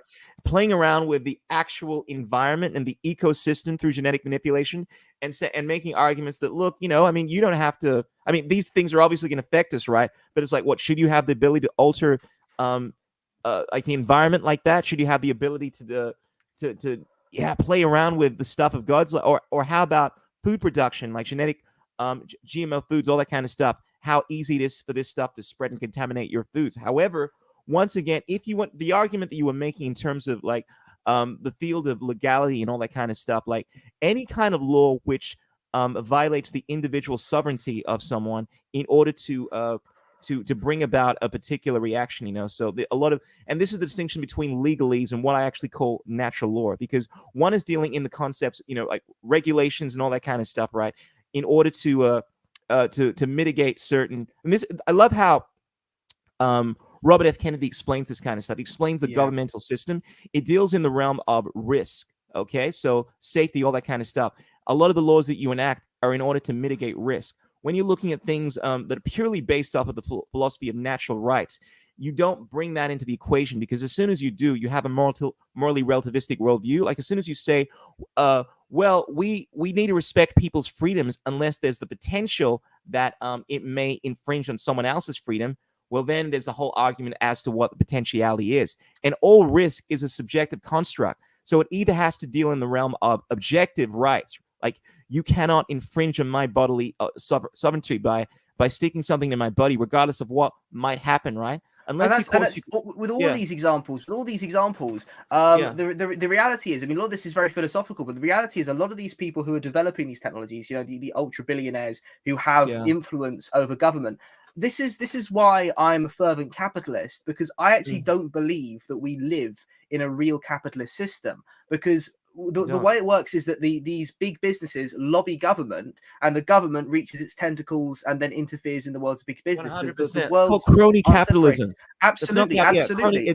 Absolutely. That's not pure capitalism. And Absolutely. the state interferes in it, the state's regulations, and that's the problem. Using the GMO foods as an example is, you can have that argument about, should we not ban, people being able to develop these scientific, phenomena. The problem is, I mean, of course, there's unknown risks and long-term health in terms of distribution, but just in terms of developing the science, the companies like Monsanto use the law and use the state as a weapon, basically, to leverage their own business interests. How with the distribution of GMO seeds, if it goes on someone else's property, you've got to pay us royalties for using our technology, that kind of thing. Being able to use the state as a weapon against people isn't true capitalism. That is corruption. That's all it is. Well, what's the solution, though? Because here's the thing. There's some people that believe the solution should be dealing with this on the political level, right? Where you vote for people that you believe are going to advocate for freedom, right? In order to come and change the system, right? And we know how effective that is.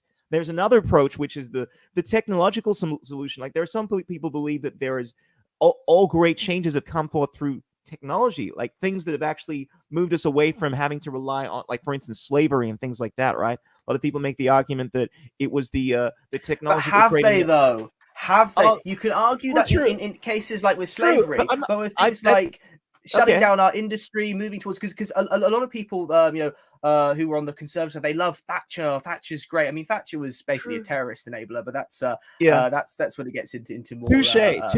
But here's the just let me make the point. I'll let you come back to this point, though, because here's the thing. I believe it's viable. It's not necessarily because it can be used against us, right? But there is the potential to create systems that can actually make us less reliant on the government. Like, imagine making a new society that's some kind of like that resides on the sea or something like that, away from the threat of government, or better yet, a spaceship, move away from this fucking planet. I don't know.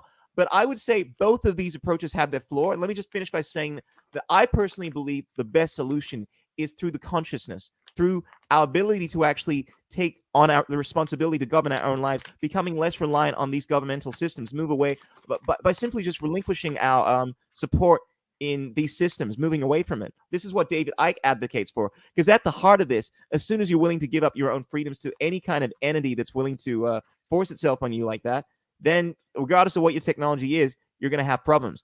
But I'll let you get back to your point there.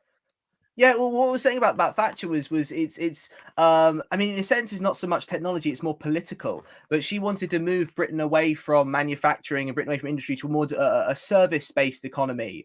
And the problem with that is of course they shut down our industry, so many people out of work. But also it's created a generation and a society of busybodies who have to basically justify their own existence. And I blame Thatcher for the reason you see so many of these random think tanks, the Center for Countering Digital Hate and the Institute for Strategic Dialogue, and all the where it's this move towards services and education and abstractions rather than focusing on what's real. And a lot of it is distraction. We can talk in the abstract and lobby this, that, and sit around and have a committee and spend all this public money on having a big discussion about the problem rather than just getting on with the problem. It's how the media, with their headlines, how they try and simplify everything. There was a story a few months ago I remember talking about with it was the headline was something along the lines of, the government is to crack down on annoying tannoy messages on trains. When you're on the train, it just says over here there's a message that always plays on the train that says, if you see something suspicious, call the British Transport Police. Say it, sort it. Plays all the time on the trains. The government wants to crack down on that for peace and quiet for travelers. Okay, fair enough. What are they going to do? Start a 1-year review at how many tens of thousands of pounds that's going to, if not hundreds of thousands of pounds that's going to cost, rather than just taking action. That's the problem. Is everyone is particularly in politics, and that's the whole nature of politics. Is it's self-serving. It's a problem with national democracies and with national political parties, rather than like local regional democracy, where it's minimal state intervention, people making their own decisions as a community, the people rather than representatives who are there to represent them but take away their voice in the process. And it's all about breaking out of this system and finding solutions outside of the system. But because it's this sort of big tangled mess of crony capitalism tangled up with the state interests and how they say one thing and do the other. The whole thing really is rotten to the core. That's the fundamental Absolutely. problem. And with the media as well, is it's getting increasingly difficult to organize a cohesive opposition movement, and for anything to really gain traction, that isn't going to be completely slapped down on and switched off. Salient points. It really, like, I break this down into two approaches, because if we're looking at the realm of solutions here and how to actually combat this what I call the beast, right? Like the governmental system that wants to take away your sovereignty, and it's basically control, right? Control versus freedom, right? The best way, there are two approaches to this. Once you go directly against this system, which certain people like the founders did. They broke away from England and so forth. We've seen this happen many times throughout history, right? Or you take on what I call the agorist approach. It's kind of like this approach where you work rather than working directly against the system, you make it opposite. Like you don't even work within it. You work outside of it. Like you work outside of government. You create markets, black markets, technologies that don't make you reliant on the system. What's happened over the last couple of years is there've been all these counter markets that have come across. For instance, people that don't want to get the magic potion, right? Now there's like a whole there's a whole group of people that are quite happy to hire you if you haven't gone these government mandates and so forth, or people that use currencies that are not fiat currencies. This is the realm of cryptocurrencies, right? Now, granted, philosophically, you can make the argument that these things can always be used against you by the government. That's the reality of life. Any kind of technology, whether it's an idea or whether it's a physical thing, it can be used against you. But I think there is the effort to move away from these systems, and also to bring up the vibration of the planet, through education, through knowledge, through understanding, through culture, changing the attitude that people have towards valuing things like freedom versus being on team. Meh. Well, that's the thing. They don't teach any of those values. They don't teach any real culture, and it comes with this war on culture. And they use all these sort of colorful labels to try and make it look like some morally justifiable good. They use words like decolonization. We're decolonizing our schools by making it so that we slap trigger warnings on classical music and all classical literature and all classical art, and everything else has to be, rather than classical music. Oh my God! They said doing that Mozart is apparently an instrument of empire, and they're putting trigger warnings out in universities. It's universities. That's the thing. You go back in time, and universities were a place where people went to learn. Now it is simply a place where you go to be molded, to conform, to fit in with your place in the world at large, rather than teaching people that they're independent free agents who can carve their own place in this world. That almost isn't an option that's presented to people. It's about conformity rather than anything else. Absolutely. It's definitely it's something we've been dealing with a lot. Like the more and more I look at what's going on around us right now, I look at history and I see elements of this. They often say history is prologue because it often sets the foundation for what's about to happen, right? And you have a look, and it's not like this is the first time we've seen a government overreaching. We spoke about the JFK assassination, which was supposed to be the birthplace of the whole concept of conspiracies, right? Because what happened there was such a clear conspiracy, right? Like I think there's some writer that spoke about how the amount of people that died that were associated with the assassination, right, was at such a high level that some mathematician did the odds on this, and it was something like, I don't want to quote, but like a 1 in a million kind of thing. That Did you there was say nothing MLK kind of, or JFK? JFK. This is in Well, regards to JFK. both were conspiracies, Yeah, but yeah, come on. absolutely. But there've always been, this is history. There've always been efforts by certain factions in order to bring about things through surreptitious means. I mean, this is the nature of war. Sun Tzu. You don't make yourself transparent whether it's a political or whether it's a physical war. You do things of a surreptitious nature in order to gain control. And the word conspiracy is just what we're using for that. What we should really call this is warfare. Or another word I love to use is what's it called? Asymmetric warfare. It's basically using anything other than actual physical violence, right? Information war, psychological war, all absolutely. the techniques they and use. This is what we're seeing. We call it conspiracy theories, but no, this is what smart people do. You influence the media. You influence your people's. Go on. It's why I was shocked when the video, the sort of the one that was over an hour long I did a couple of weeks ago or whenever, that took me so long to make. Yeah, The reason why it took me so long is I was shocked. The more and more I'd be researching, the more and more I'd find out, specifically because there are so many incidents that are very, very dodgy. Use the word false flag. sure. And it's funny, before the Ukraine conflict kicked off, no one in the mainstream even used the word false flag. But I mean, there's lots of historical precedent. The Second World War, Full swag, full slag. a false flag. False flag Okay, well, attack.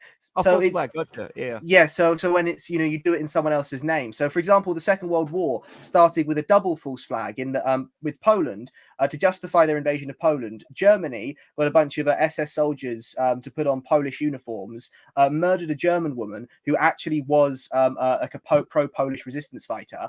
But then they framed it in Germany as, look at this terrible attack, got to invade. And then Russia at the same time, because they had a deal with Nazi Germany through the Molotov-Ribbentrop Pact, they shelled one of their own villages on the border with Poland. And then as a result, they had a reason to go to war as well. And it's always these big intervening events, but it's you see this throughout history, and there's a lot of more famous examples that people still talk about a lot.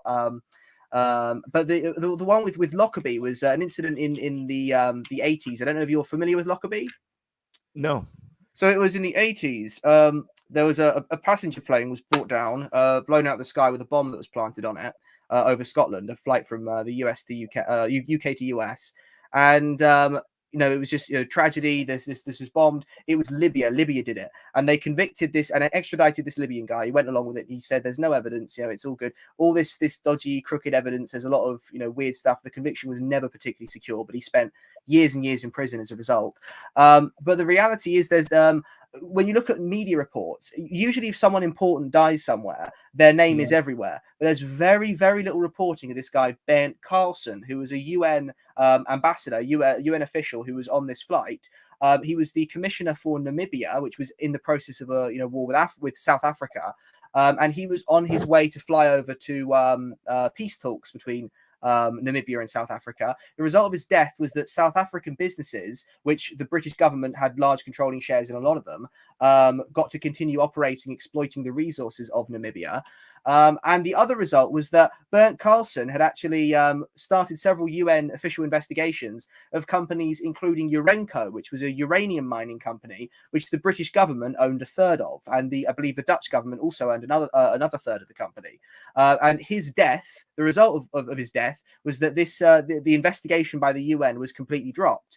But of course because this information is so hard to find, it's all scattered everywhere, and you've got to verify that it comes from accurate sources. But it's you've got to piece it all together, and they don't make these narratives easy to find. And it's the obfuscation of significant facts that shouldn't be hidden. The fact that they're not more publicly known and that the events aren't reported in that way, now in hindsight shows, hang on a minute, there was probably something a bit dodgy there. You know what I mean? And this is what it gets to, the idea that at the very top level there are actual efforts to prevent this information from rising to the fore. This is why people speak about secret societies. I mean, one of the things that's come about of the last few decades is that no, they're not that secretive. I mean, the United States presidents have actually spoken about being members of this stuff. I know people like George Bush have spoken about absolutely. In fact, it's not coincident that that all of the presidents of the United States, other than one, Ben Van Buren, I forget his name, can be all traced having like direct ancestry to King John. And if you go even further back, if you follow the lineage, I mean, you can trace this. Gets in the realm of like, I mean, this stuff. What I just said is provable. There's a young schoolgirl that actually did a report. This is well known. This is during the time of Obama's presidency, that it was actually able to trace, just trying to find out about her relations to certain figures. But she actually found that the history of all of the presidents of the United States, right, leading to this particular figure, King John. But then you can find, when you go further, is that these kings can be traced back to the ancient Sumerian kings, right? And it gets even more fanciful after that. The point I want to make, right, is that there are definitely orders. There are not just groups of people in high power, but there are secret societies. I mean, my father was a member of a secret society known as the Order of the Golden Dawn. that deals with esoteric information. But there are all kinds of societies. There are some of these societies that actually have an agenda in order to change the world. Some may say for the better, some may say for the worse. Throughout history, they've been But in their overtaken image, by, it's their yeah, perception of what's better. That's the thing. absolutely. And just like anything, whether it's a religion or Bitcoin, throughout times in history, they've been overtaken by certain factions. It's like the political system. There was a time when democracy had a very different meaning to what it means now. You have a look at the Freemasons, right? You have a look at during the onset how they were members of the United States presidency that were actually members of it. Right? There are people in the United States presidents that were actually members of these groups, right? But over time, they've been overtaken, and the plans, the goals have been obfuscated. This is why these things change, and we see these changing agendas. The point I'm trying to make is that there are definitely figures, some of them very dark, malicious, malevolent, that are trying to enact certain change within the world. And over the last few years, it's come to light, and this is not conspiracy theory once again. We know that the Great Reset, this agenda, oops, probably shouldn't say that for YouTube, but yeah, this is actually No, an it's a agenda. real thing. It's a real Yeah, thing. Klaus Prince Schwab's Charles book. comes out. Klaus Yeah, Schwab, Klaus yeah. Schwab, a member of the Bilderberg group, right, which used to be a secret society that was denied for a long time until recently, that has an agenda, and there are members on this board, Klaus Schwab, that had agendas in place, and we are seeing these things play out now. And this is why a lot of the things that are happening are happening. There isn't, I argue, it's pretty clear, there is a concerted effort in order to bring about change in this world. And some people deem that as good, others deem that as being bad. Yeah, well, it's. I mean, just as what you said on the World Economic Forum. If I pop back up on the screen, that's the wrong one. There we are. Screen share. Of course, everyone remembers this old classic article here. Remember, I own. Welcome to 2030. I own nothing, have no privacy, and life has never been better. Thing is, when people started clocking onto this, right there under global agenda, people started clocking on. 404 can't be found. Well, thank goodness for the Wayback Machine. Yeah. And it's they try and memory hold, manipulate things. For example, as well, this page here, so 404, this cannot be found. URL, people, Vladimir Putin. You pop this into the Wayback Machine. Here's the World Economics Forum's page on Vladimir Putin, who allegedly, I can't play the clip on it because the sound doesn't work. There's a clip where Klaus Schwab is saying about how Putin was a member of the World Economic Forum's Young Global Leaders. And then, of course, at the same time, Zelensky's out speaking at the World Economic Forum, and they're there deleting these pages and hiding things and all that. Of course, the question is it, were they just in the past and separated now? Are they genuinely somehow in cahoots? The reality of all of this, like, with the situation in Ukraine, the awful thing is that people, want to play the political side about, the abstractions. The reality is that it's a really horrible situation, and with all of these conflicts, they're horrible situations, and the media only wants to basically harp on the political side and how it applies to us and how it applies to our politicians, rather than the actual human side that people forget. And by switching off the humanity side, people are basically tricked into going along with these political ideas and going along with, rather than pushing for a peace process and a genuine discussion, more firearms for one side, more money for the other side, more and the whole thing just becomes. And of course, the other thing is, it's very convenient timing with the ending of the previous distraction that was used to crack down on misinformation online. Now there's a new opportunity, and with the economic side of things as well, how it was over a year ago I put out a video on my channel just titled "We're Heading for Hyperinflation." The other day the headlines were Bank of England warns of apocalyptic food price rises and the worst ever inflation. And it's they're claiming that the reason for the inflation is the war in Ukraine. In reality, it's I mean, if it wasn't before the pandemic, it's certainly an inevitability that the result of their economic policies was always going to lead to something like this. And they want to deflect attention as much as possible. Over here with the Partygate thing, with the politicians all partying in Downing Street during the lockdown, when the news broke and they wanted someone to blame, the only thing they really had, the first piece of evidence that went public, was the video of the Downing Street spokesman on she was on like a trial run of the equipment, and was talking about how the Prime Minister went to these parties, and it was wine and cheese and laughing about it. As a result, when her information went public, the government completely denied there were parties. She was just joking, and she was forced to resign for joking about non-existent parties. The government never resigned at the time. Parties came out to be true. They never resigned later. Yet the person who joked about them, lost their career. And it's how the accountability thing shifts. But I don't even necessarily want Boris Johnson to resign over these fines, because if he goes, there'll be absolutely no difference whatsoever. I mean, some people be, whoopee, Boris has just resigned. What in reality would change as a result of Boris's resignation? Yeah. What in reality would change as a result of any of these within the political establishment, any move that's feasible out, without external influence? Absolutely. That's the situation that I think we're all observing here in Australia with the coming elections this morning. I probably shouldn't say this, but look, I haven't voted for like probably a decade, because even though it's supposed to be mandatory here, but technically, if you understand how the system works, there are certain justifications you can use, like your Jehovah Witness or so forth. And granted, they'll try to press you to, pay money for not voting. But if I don't want to do something, I'm not going to do something. But in regards to one of the reasons I don't vote is because, like you're saying, regardless of who you vote for, are we going to see real change?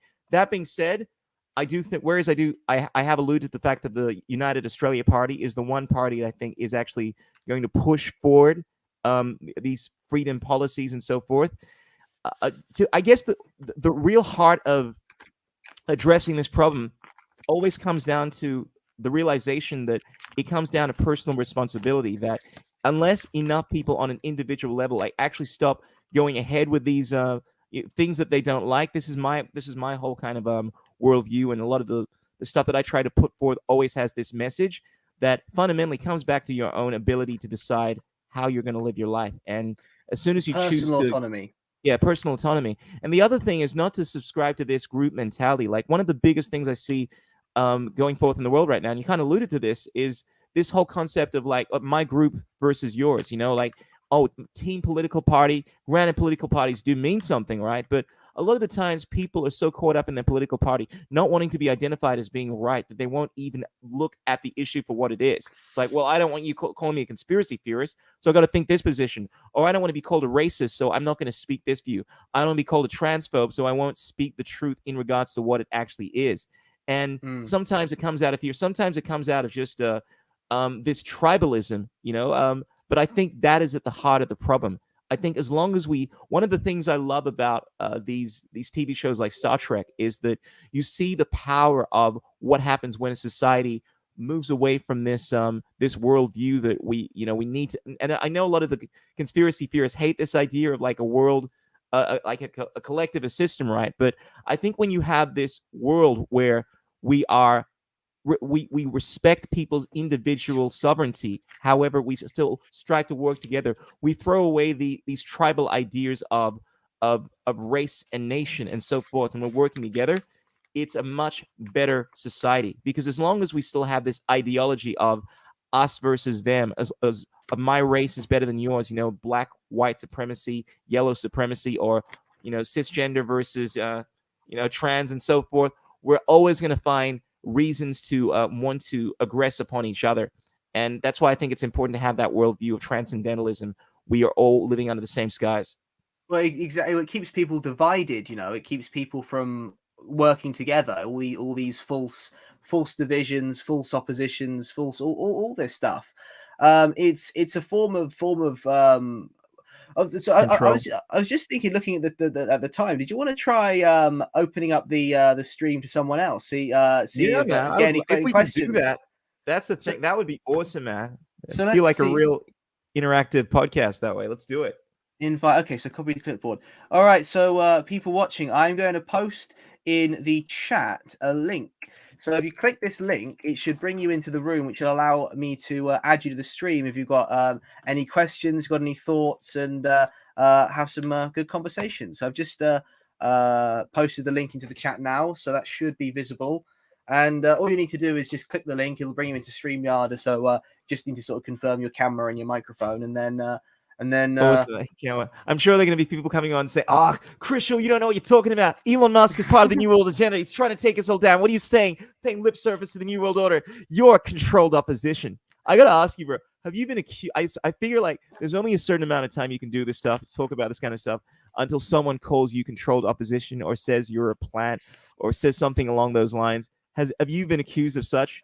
Not sort indirectly. I've had people sort of asking about, who's paying this guy, who's writing this guy's stuff, who's doing all that. I mean, the reality is, I do all of this stuff myself. That's why it takes me so damn long to make content. But it's I have had people asking those sort of questions as if have I got some sort of shady. I haven't directly been called controlled opposition yet, though. Yeah. Well, I'm on team meh, as I always like to say in my videos. Mm, I believe in doing whatever I'm told. I'm clearly not a black sheep. I'm clean. All I care about is black people, obviously, and I'm a leftist. And I think you should all do the right thing and take the boom shakalaka. But no, I think anyone that knows me, first and foremost, I always make it very clear. Like I am first and foremost an entertainer.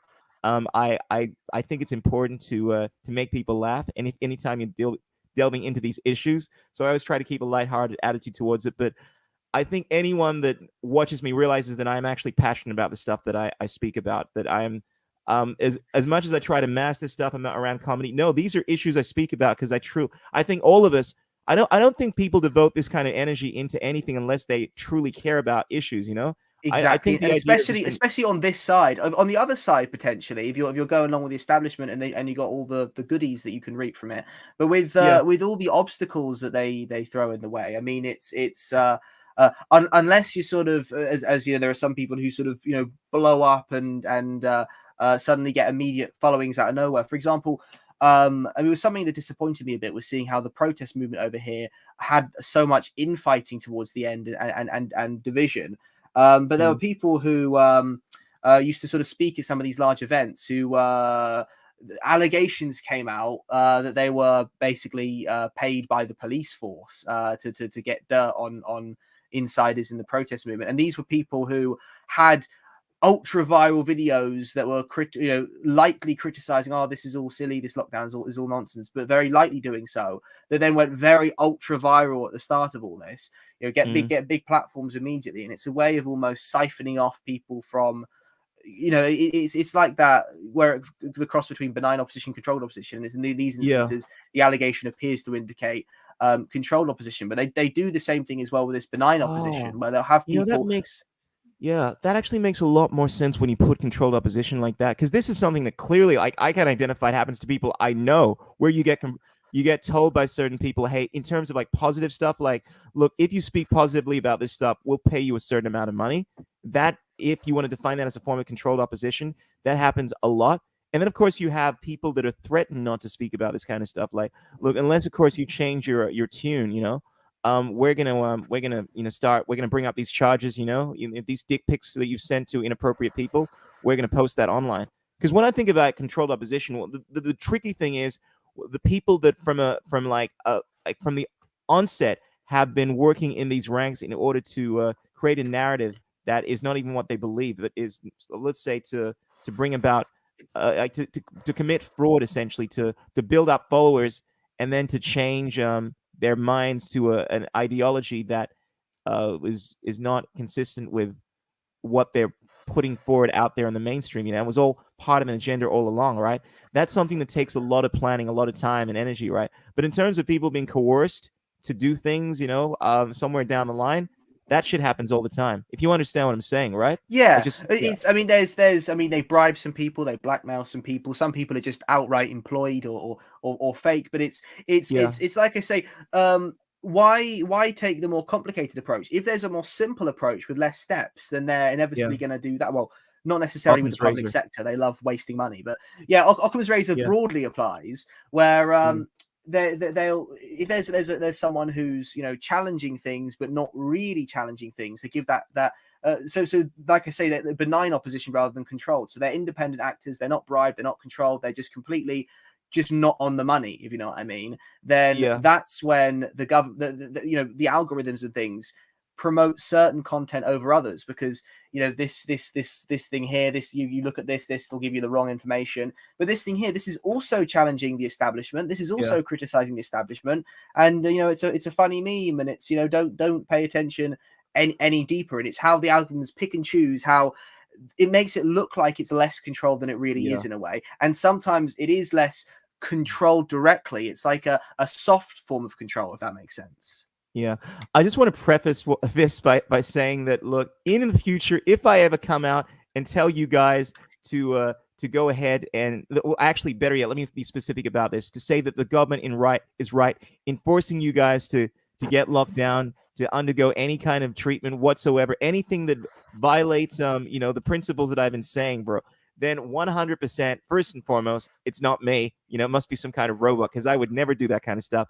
Granted, I say things in terms of like my opinion on certain people in regards to what their motivations are, but I would not advocate for that ever. And if I do, well, then come and get me, guys, because that's just not me. That being said, I can easily be persuaded. I can see this happening to me not to speak about shit, right? Because I make a distinction between that. Like, if someone threatened me or my family and was like, look, we don't want you making any more videos ever again. Fair enough, that could persuade me, but I'm not going to go out here and advocate for something that is blatantly like to actually incite the government doing stuff that is fundamentally wrong. Like I'm just the kind of person, like I could not live with myself for doing that kind of stuff. And if I ever did, call me out on it.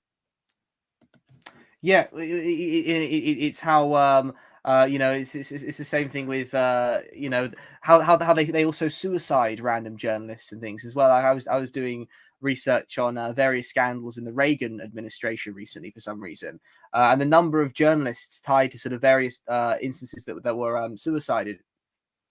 There was the Franklin child prostitution ring, which was an alleged, I have to say alleged, child abuse, trafficking scandal, where a number of reporters who were investigating mysteriously died in plane crashes. Then there was of course, the Iran-Contra affair, which sort of did get some mainstream coverage. And sort of exposed them as being corrupt. But before that, there was another corruption scandal, the October Surprise, where allegedly, I have to say allegedly, according to the theory, Reagan had had a deal basically with the Iranian regime not to release the American hostages until his inauguration day, because otherwise it would have weakened him, strengthened Jimmy Carter. And the hostages were released something like 20 minutes after he finished his inauguration speech. And there were journalists who were investigating that. A number of journalists committed suicide, like shooting themselves twice in the head and cutting their own throats with razor blades, that kind of thing. It's all, they use the same old This tactics kind again of and stuff again. is well documented in terms of what's happened in the history of the United States. I mean, there's a well-known book called Confessions of an Economic Hitman. I think it's pretty popular, that Yep. Yeah. illustrates how these certain figures go into countries to try to like use all of these tactics in order to subvert the will of the people and so forth. But then, I mean, we can go back to what I'd say is the birthplace of like conspiracies, not actually the JFK assassination, right? But a lot of people are probably not familiar with something called the Philadelphia experiment, which should be something that Yeah. is on the forefront. And you have a look at the figures, because look, the basic story is during the Second World War, I think it was some kind of U-boat or something like that, basically disappeared from the radar. It was found, many, many miles away in a completely different area. There was evidence that they were, in fact, it's not evidence, they were experimenting with some kind of radar technology. But Yeah. then when you have a Allegedly, look, invisibility, right? yeah, absolutely. But then you have a look at the people that were involved in this thing, right? These were at the cornerstone of the technological revolution, or the few.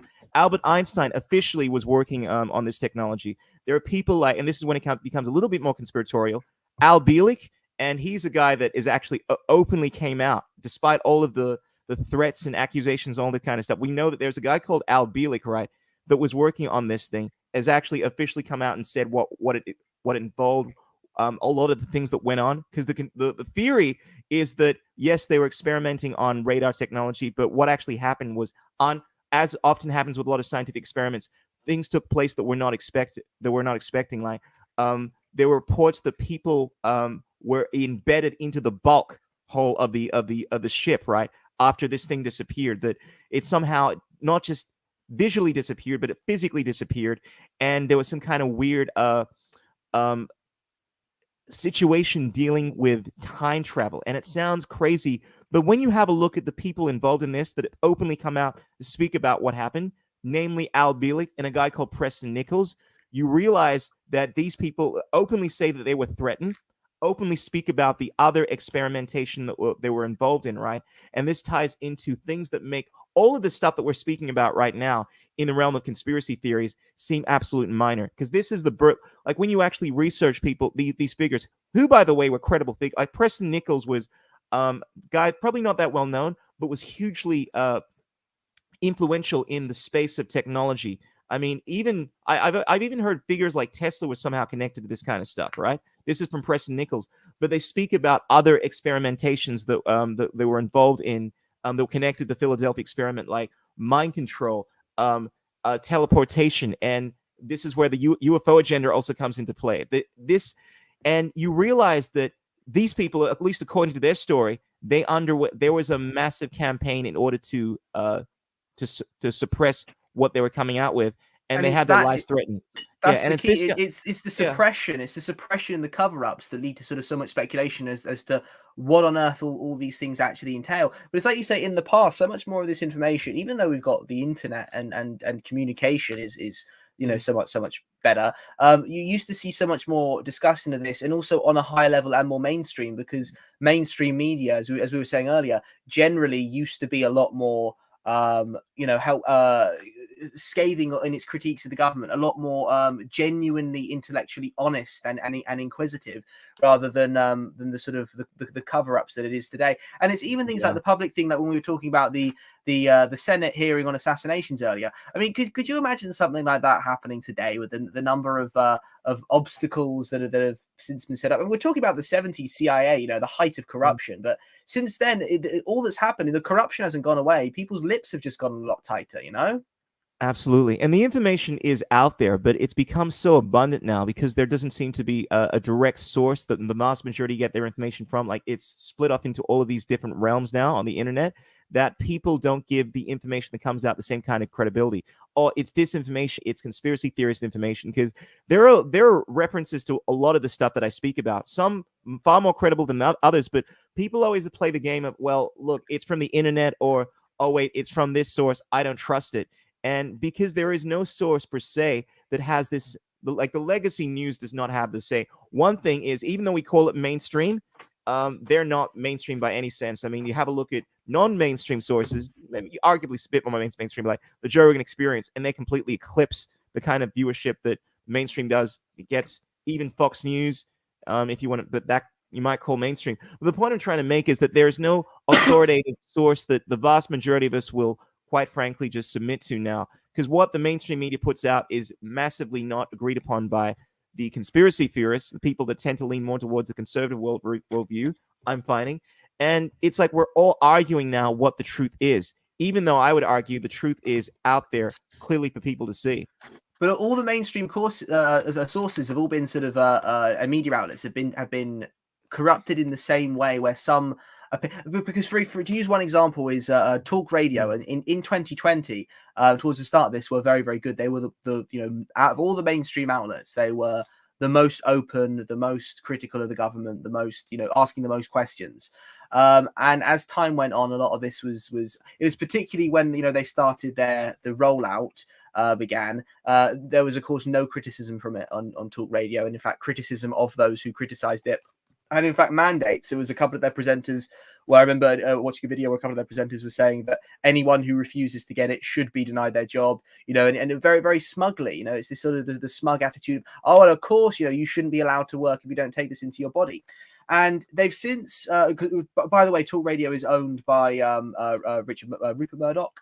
It's a Murdoch-owned company, and just the same as Sky News Australia, for example. So they actually have direct links over with Sky News Australia, with Talk TV, as it's since been rebranded. But since the rebranding, they've moved away from these outside figures who are asking questions. A lot of them got poached over to GB News, but their replacements are all. I mean, you probably wouldn't know, but they're all people who are big, like minor celebrities in the UK, as in Judge Rinder, who's this sort of reality TV show.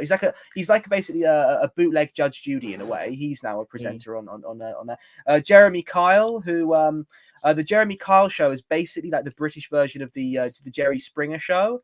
The Jerry Springer show. You're not the father, and I want to saw both my legs off, and all all the weird stuff. The Jeremy Kyle show was just that. Was just very low TV, just picking on people's problems and airing them out for a wide audience. He's not a person who's got sort of massive followings or who's going to offer really scathing critiques, but it's seeing the guy on the TV who used to laugh at the old lady who smoked 100 cigarettes a day, now trying to have nuanced discussions of politics, which inevitably, because I've listened to him a couple of times, it just turns into the same old Tory party, celebration fest, where it's just the Conservative Party good, the Labour Party bad. I mean, the big thing with the parties that just exposed all the politicking for me was how, whilst all the news was breaking of Boris Johnson's parties, the left wing press and the opposition were all talking about it all day long, whilst the right wing press and the Conservative supporters were all saying, we need to focus on more important issues. Don't talk about this party. And as soon as the news of Keir Starmer's party, the opposition's party, breaks, then all of a sudden everyone on the right is saying, this is a massive scandal, draw your attention to it. And all those on the left are saying, no, we need to focus on the bigger issues. We shouldn't be talking about these parties. So they just crossed over. No one really wants to stick to principles. I think one of the biggest issues that you alluded to is the funding that goes on into whether it's a journalist speaking about their opinions, that are funded by these corporations like or Rupert Murdoch or whoever it might be, And this also happens with the legal side of things, like often policies that are supposed to be completely outside of influence, right? They should be theoretically, right? Like supposed to deal with the will of the people, right? Are actually influenced by entities that have their own overarching agenda, like the World Health Organization being the biggest culprit, massively funded by Bill Gates and the CCP, the Chinese Communist Party. And it's just human nature. I mean, this does not require any stretch of the imagination to realize that when you are beholden to these figures, they're only going to say, these entities that are funded by these organizations only want to say things that are in line with what the entities' views are. And as a result, you get this obfuscated perspective in regards to what's going on in the world. And I guess the question is, how do we address this problem? Like, I've heard some comedian make the joke that politicians should wear their badges, the companies that they're funded by, like sports, like race car teams wear them, that way sponsorships. Absolutely, there's a transparent understanding of like who is funded by who, because I think the biggest issue is people don't, maybe they consciously realize it, but subconsciously realize it, but not consciously, I don't know, that they're not willing to openly discuss the fact that there is so much influence that is taking place, and it's very difficult to get an accurate assessment of what is going on because of the obfuscated nature of this influence by big pharma and so forth. And it's exactly like you said earlier. It's what you said earlier about comfort, about how when people are comfortable at the moment, it's more comfortable to have your easy life, to just go along with everything that's going on. But as and this is how, rather than having a sudden shock, it's a slow creep towards authoritarianism, a slow creep towards what's effectively a form of slavery in a sense, to this system. And rather than it's the old frog in boiling water theory, and they promote this division on all fronts and things, culturally. For example, culture today. I mean, there's good culture, but what the mainstream promotes, we're compared to days of old. I mean, we're almost like a cultural wasteland in a sense, and it's also divided culture rather than like a united mainstream culture that has inherent qualities that people can aspire to, and it will inspire people. It's more divided pockets of subcultures. I got to call you up on that, because when we're speaking about culture, like what is good culture, and this is where the battle takes place. Like there are different views, right? Like the leftists would have this argument that we need to socialize the education system. We need to socialize even when it comes to parental control. Like they would advocate that the parents shouldn't have control over what their kids learn and so forth, and that these are good cultural ideas. Like and this is the tricky thing. Like, how do you decide what is good culture? Like, what is your idea of good culture? Well, that's exactly the question is it's so subjective to individual. But I mean, there's certain innate values that one can see. And it's I was actually thinking recently about the contrast between or how things haven't really changed so much with the Cardi B song wet ass pussy that was the massive hit, and it's Yeah, yeah. that's incredibly crass. But I mean, to be fair, you could look at it, and back in the 70s, I think it was, Chuck Berry got a #1 hit with My Dingaling, I Want to Play with My Dingaling. Oh, And really? I'm yeah, surprised that I was didn't number know that. one. Oh Well, my I mean, god. that was #1. Yeah, I Want to Play with I My want to play Dingaling. with my dingaling.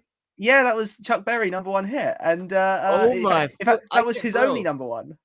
King Peter dropping the esoteric pop culture, bro. But I I mean, even, mean, you could even go back further. I mean, it's like George Formby was a very popular. He used to play the ukulele at a Lancashire accent, and he used to make songs that were a bit, raunchy. And he actually got some of his songs banned from the BBC. Like there was one with My Little Stick of Blackpool Rock. It may be sticky. It's nice to have a lick at it, and all this sort of thing. He's talking about, it's all these sort of cultural things. But it's even oh my! I just found it. My dingaling, 1972, and I'm guessing he's not referring to like something else. Maybe this was like a euphemism for something else. it What well the it well fucking hell? yeah. Well, I mean, I'm there's you seeing if can. I can play this thing now. My dingaling. Oh my god. I'm sorry. Sorry, bro. I'll let you talk, man. I was just No, so fascinated by what you were saying no, about yeah. If you want, truth. absolutely. But I mean, it's. I mean, there's so much of this stuff. There's lots of really raunchy old blues songs and things like I want to put my pin in your cushion, please warm my wiener, I want to play with your poodle. In fact, there was a jazz song in the 20s. It was literally just called My Girl's Pussy, which was very on the nose. Oh wow. Because the idea, at least I thought, was that over the last few decades, we've become more perverse. So you have a look at the 60s and 70s, at least the 50s, they were very conservative. Like women weren't even allowed to wear skirts playing tennis, right? And and over the years, like we become more like crying out loud. Girls are like, "Fuck, you should see the conversations I overhear, man." Well, Me, it's I'm the worst of them all, you know. But there I'm just has saying, we that we have myths. This is exactly what you say. You get these ideas about the past, but it's things like the Edwardian times were like very sexually liberal. And because that's sort of the area of records that I sort of collect the most is sort of Edwardian pre-World War One, and it's things like there's sort of multiple songs that were sort of very popular about adultery. Songs like there was one called "The Constant Lover," which is just like I flirt with Flora, then I dote on Dora, then I linger with Laura, then I caught on to Cora, then I'm nuts but on that sounds Nora. cuter in the words they're using, you know? Like one of my favorite songs, I Get Around. Wait. Oh, Tupac. Oh well, now I'm talking about like 60s and stuff, you know, like Oh, the Beach um Boys. I Get Around. yeah, absolutely. That I mean, the way I guess you kind of acquiesce to the idea that it's acceptable because of the lyrics, you know, they weren't as explicit. But nowadays with the hip hop culture, I mean, we'll have songs, you know, essentially about like, you know, like it gets very sexually explicit, you know. It's I mean, particularly with wet pussy, that kind of stuff. I mean, Mm, I think that was a #1, right? It's like I we think moved it in the so. realm of in your face. And look, I'm actually very liberal when it comes to things like that. Like my whole attitude is, look, I have my own aesthetic views on what I think people should do, but I'm not going to police that kind of stuff. Yes. Like I don't want to. I think as soon as you get into the realm, we touched on this of trying to police what people do because of what might happen. You know, it's the kind of religious arguments people make that, you know, I don't want a homosexual should be banned because it's going to denigrate the culture and all this kind of stuff. And it's like, well, yeah, but you can't prevent people, you know, consenting Yes, adults from but doing that kind of stuff. the Yeah, balance there is when it comes yeah, to responsible media. So not to ban this stuff, absolutely not. But rather than that being what's promoted, culturally, we're leaning towards a sort of society sure. in which people aren't being sort of also given the very clean aspirational Sure, but how ideals, do you do and it's that? Because the question is in the how you implement, you promote those cultural ideas, and well it can be exactly done without conversion. Like you can actually, because this is the argument that the New World Order is doing. They believe they're funding good ideas. Now, granted, these ideas actually violate your sovereignty, right? Because there are issues that are not in violation of your human rights, right? And then there are issues that, like for instance, I would say, promoting something on TV, you know, that it's it's not a good idea to have sex, like to be promiscuous and whatnot, right? That's an opinion, but it's like there's nothing wrong with promoting something like that, in my opinion, right? And any organization have the right to fund an organization to promote that. But as soon as you have organizations funding organizations like the World Health Organization say that people shouldn't be allowed to leave their homes, that touches on human rights, now we got a problem. But the problem is, I think a lot of the people that are funding, like the billionaires that are funding these organizations, they don't think that these issues are a violation of. They don't believe in any kind of boundary. They don't believe there is a line. They believe you should be able to fund anything. I should be able to fund. There are organizations. I found this out a while ago, not that long ago, that would openly speak about how we need to get rid of the black people. There's this. Oh, this is the head of Planned Parenthoting.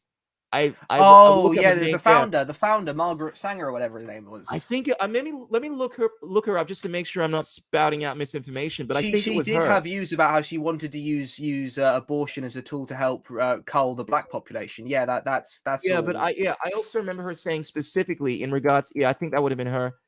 Let me just. Yeah, I think I could be wrong. Could be someone else, but I think that was her. She openly. There's a phrase of her saying.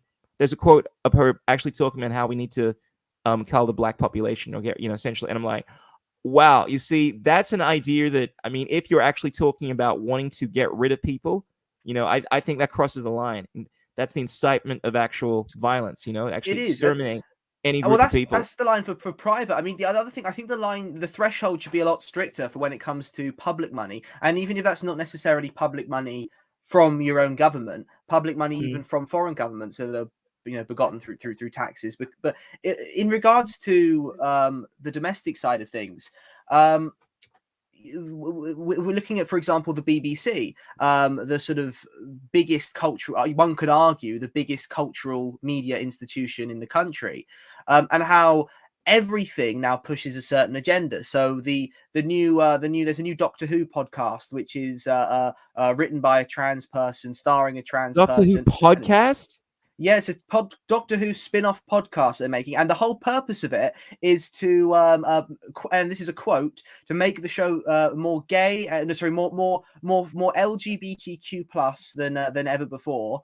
And it's even other things. So there's this liberal side on that front, and it's things like they're making a new TV adaptation of Around the World in 80 Days. So rather than just having a nice family-friendly escapist entertainment that they could take that in, instead the entire show is being used, according to all the reports. I haven't watched that. I don't have the time to watch that sort of thing. But it's all the reports are saying that it's basically to draw, and this is from the insiders saying that it's to draw attention to the racial and sexual politics of Victorian England. So it's about some sort of, the injustice of the past, political this, that, the other thing, rather than offering solutions. And that's why talking about the past is all well and good, but so long as it's applicable to the present, and so long as it's the lessons to learn from the past, just talking about the past arbitrarily and this thing was bad, there was an injustice, unless that actually serves what was that injustice, what's the existing legacy of that. Because rather than the legacy of it being that we're some terrible repressive society now in that regard, the legacy of it has been almost like a reactionary backlash in the opposite direction. Yeah, but even just speaking about things that don't necessarily in your mind speak about the present, I think in order to prevent like the things in the future from coming about, you need to learn about the past. Otherwise you're doomed to repeat it. Yes. So it's difficult because there's some people that don't want to acknowledge the fact that I have this problem all the time when it comes to racial things. Like people don't want to acknowledge the fact that what they call their ancestors may have been complicit in doing shitty things. Like I detach myself from that, black, white, or whatever.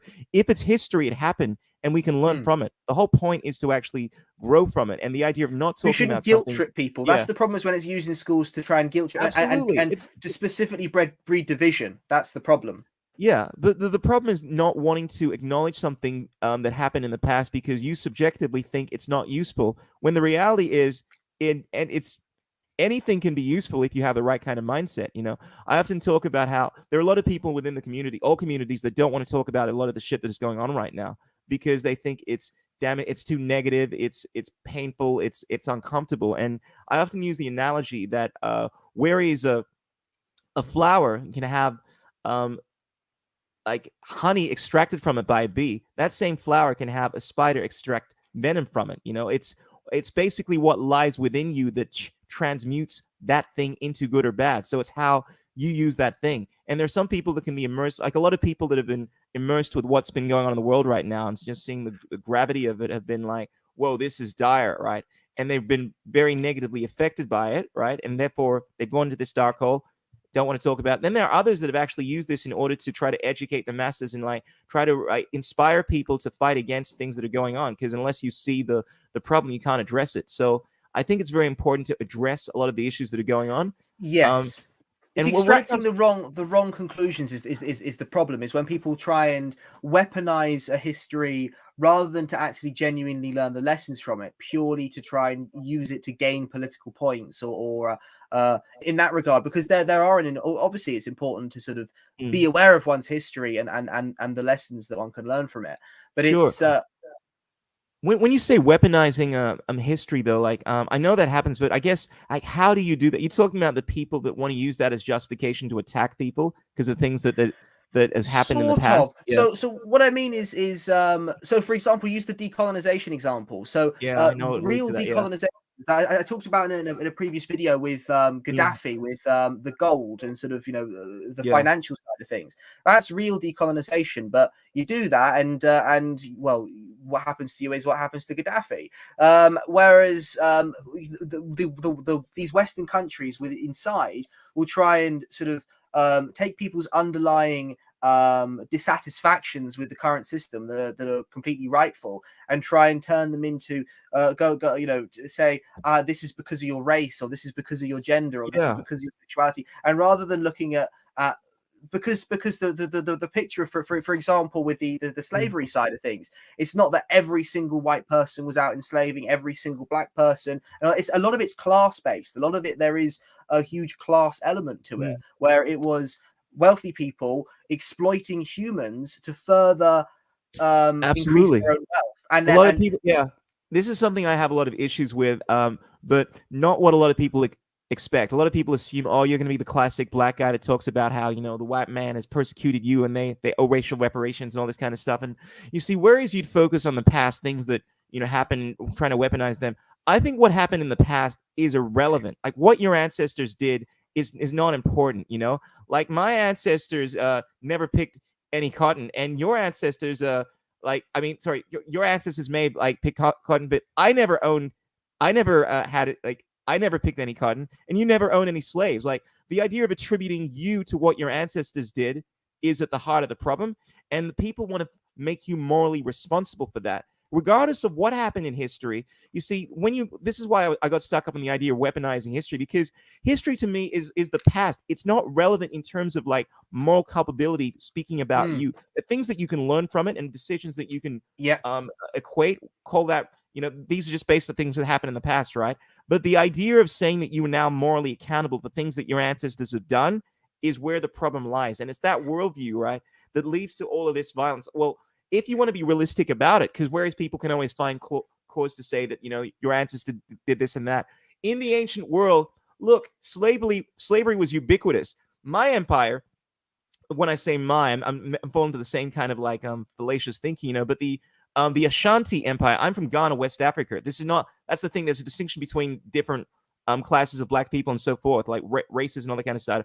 My ancestry, from West Africa, Ghana, they had this 1,000-year history of slavery, and more to the point, the Moors, the blacks, they were like the first black kings. They enslaved the Slavic people. So you can easily make the argument that a lot of black people, they should be paying reparations to white people because of the things that their ancestors did towards them, and and people always make a distinction between the kind of slavery, like, oh no, it's different, like, white people implemented a kind of slavery, like like it's called chattel slavery. It's the worst kind of slavery. Well, the worst kind of slavery, this is where slavery comes from, is the slavery that was implemented by the black kings, of the Moors towards the Slavic people. This is where the word slave comes from Slav.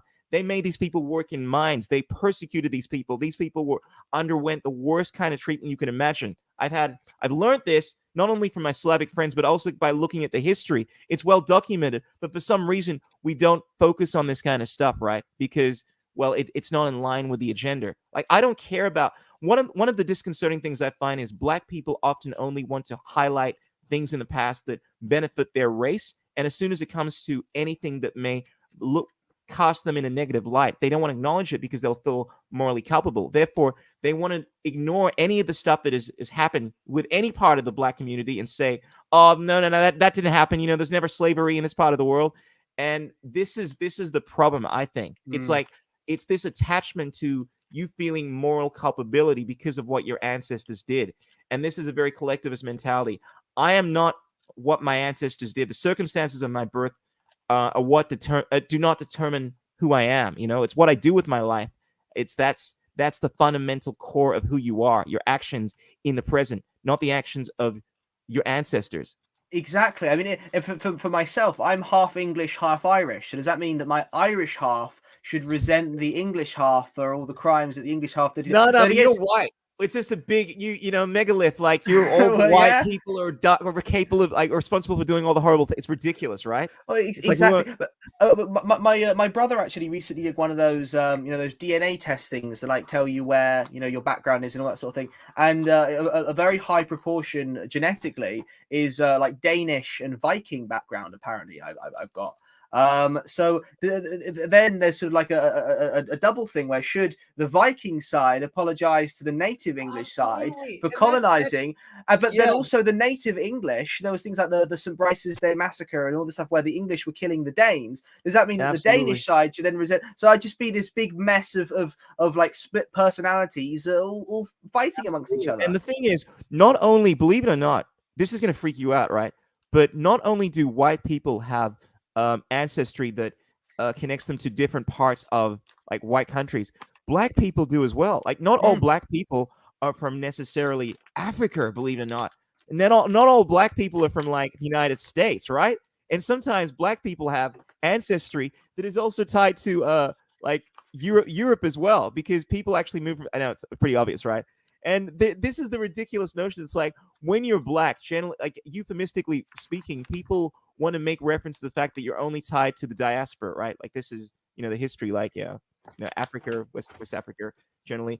But no, and the thing is, there are also Black people, right, that look white because of skin pigmentation problems. Like I've actually seen, it's the funniest thing.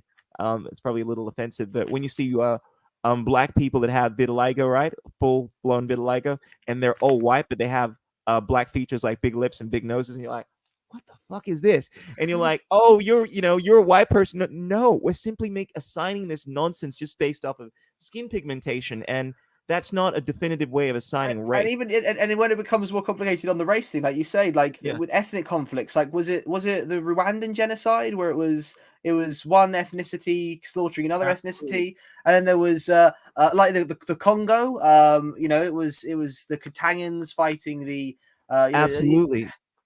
Yeah, and it goes on. Like a lot of you viewers may not be aware. There's actually a lot of conflict between like the history, within Black people. Like there are like even this, not just in the United States, but in Africa, like different skin pigmentations. Like in West Africa, I learned that my culture, my mom's side anyway, they people on closer to the coast that live on the Gold Coast. This is what we used to call Ghana, right? Like Nigeria, Ghana.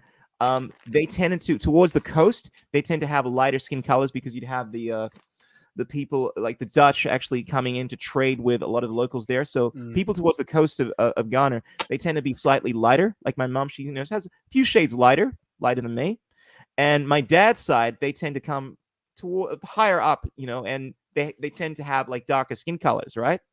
And you find that there have been times in history when people of these different skin color tones, right, were actually warring with people, other tribes, because they would, from different region, that kind of stuff. It's like you had racial divide within these countries because of skin tones. And there's also another phenomenon in the United States in terms of the history of slavery, where you find, like the mulattoes, they weren't accepted by the Black community necessarily, or the white community. These are people that are mixed and so forth.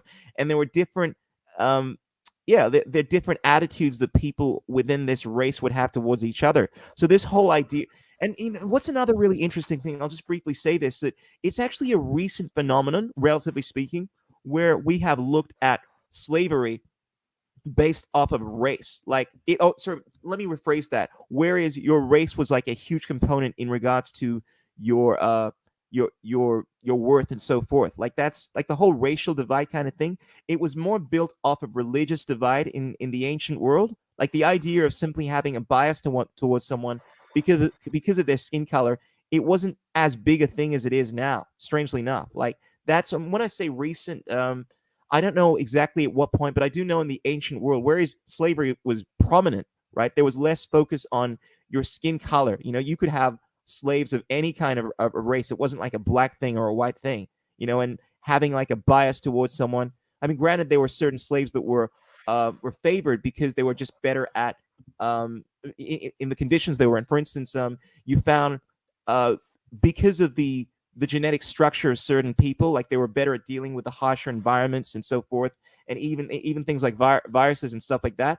You find that slaves from a particular ethnicity would be better suited towards working within these environments. So let's say if you go to, let's say, the Africa, you want to have slaves that are darker because they can deal with the work, you know, under the sun, and also better at dealing with the mosquitoes and things like that. Like the people of that from other cultures, they'd suffer far worse problems, you know, from the mosquitoes and so forth. So they were the general ideas that would determine whether or not you had a slave, not just based off of their color per se. Like the racial color thing wasn't that big a divide, if that makes sense.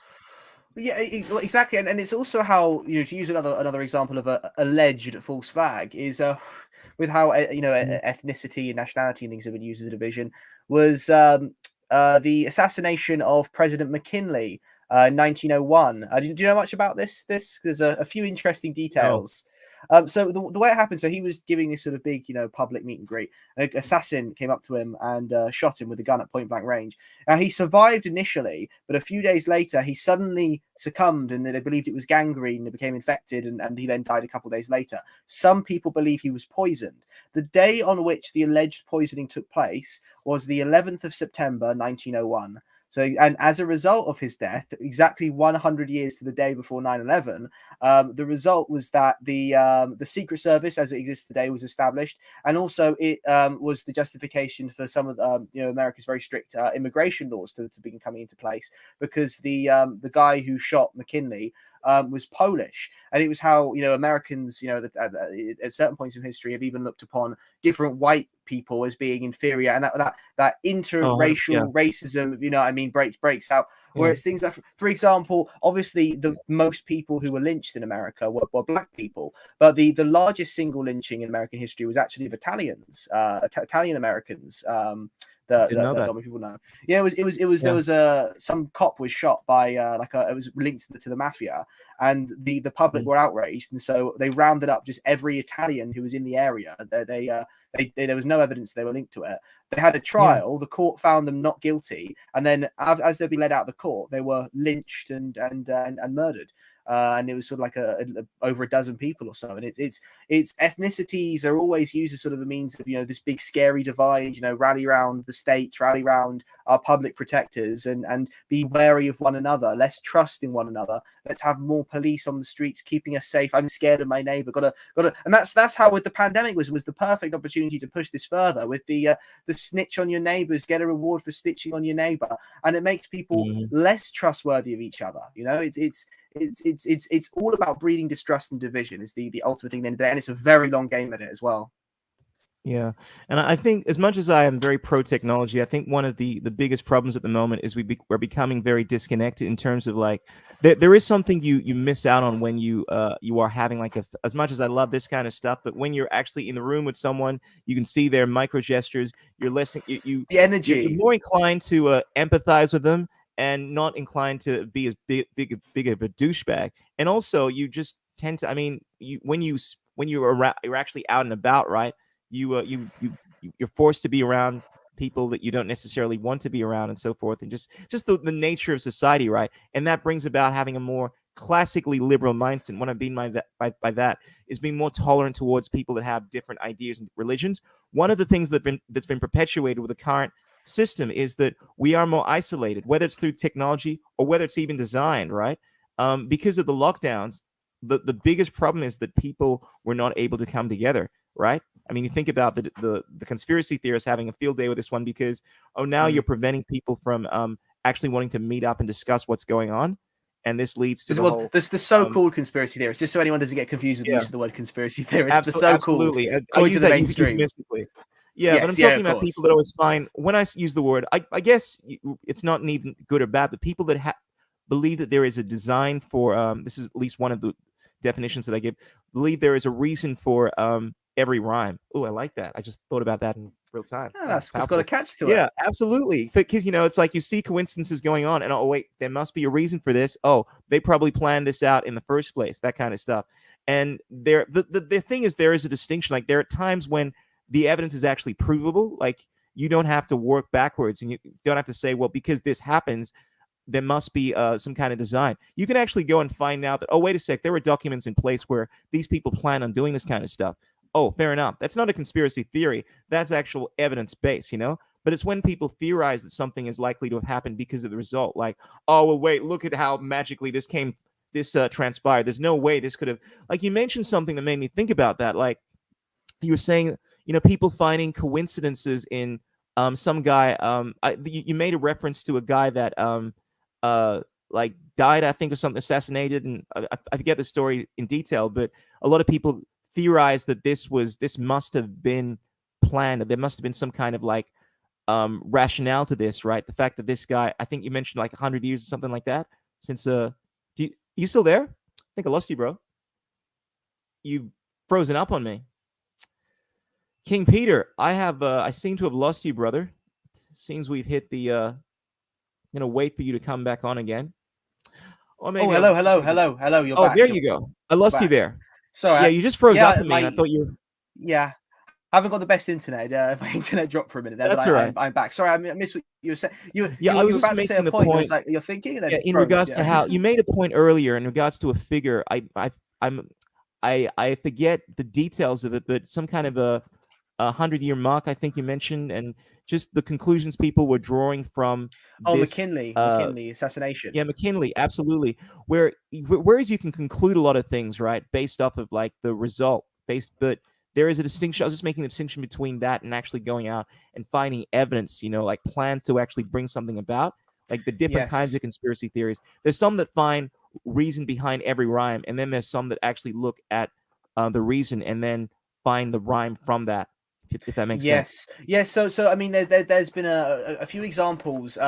So you can find different spectrums of evidence. So, say for example, with Mm, the Patrice Lumumba assassination, there's a lot of circumstantial evidence there in the timing with JFK and Eisenhower and all kinds of dodgy stuff. mm, But also, Belgium officially acknowledged their role in the assassination, and CIA documents that were later declassified revealed America's role. So that's completely proven that the CIA was responsible, absolutely. at least to some extent, in assassinating Lumumba.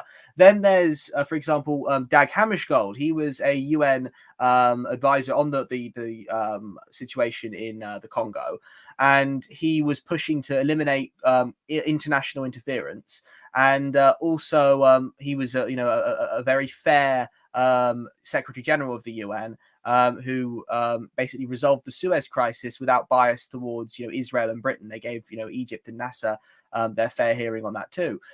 He died in a mysterious plane crash over northern Rhodesia, which the British government, the South African government later, after apartheid, when the new government came in, they discovered documents that appeared to that he was assassinated by a apartheid era South African paramilitary group who were basically getting their backing money and orders from the CIA and MI6. Now that evidence is slightly more suspicious, but it is all confirmed. It is genuine stuff. So it's more almost certain. It's very, very likely that there was that the CIA was responsible for that. And then when it comes to the Ben Carson example with Lockerbie, there's an enormous amount of circumstantial evidence on that. And there's also a lot of evidence that suggests that their official story regarding Libya being responsible was likely not true. But it's actually finding the evidence that proves that the bomb was put in place by agents of these mining companies, agents of Thatcher and the government, all that sort of thing. That's when it becomes more difficult, because Gaddafi claimed to have obtained evidence that it was the CIA and MI6, and then of course 3 months later he was ousted, so he was never able to present it in court. And that's how they always do it. I am only going to just touch on this, and trust me, I won't go anywhere more than I need to. For YouTube, of course. But it's interesting when you relate like circumstantial evidence to what is going on right now in terms of like everything that's going on. And there's a doctor known as Peter McCullough that actually made a really brilliant legal argument for looking at just the evidence around what is going on right now. If you know what I'm talking about. And in the United States, like there's actually a really great system they have for determining whether or not something is actually fact, right? I mean, everyone knows about reasonable doubt, right? And the whole idea behind that is before you can commit someone to jail, you have to, it has to be beyond a reasonable doubt. It has to be very, very, very clear, right?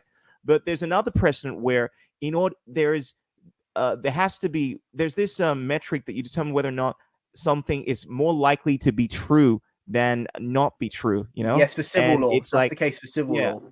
I believe so. And The they made balance of this argument. probabilities.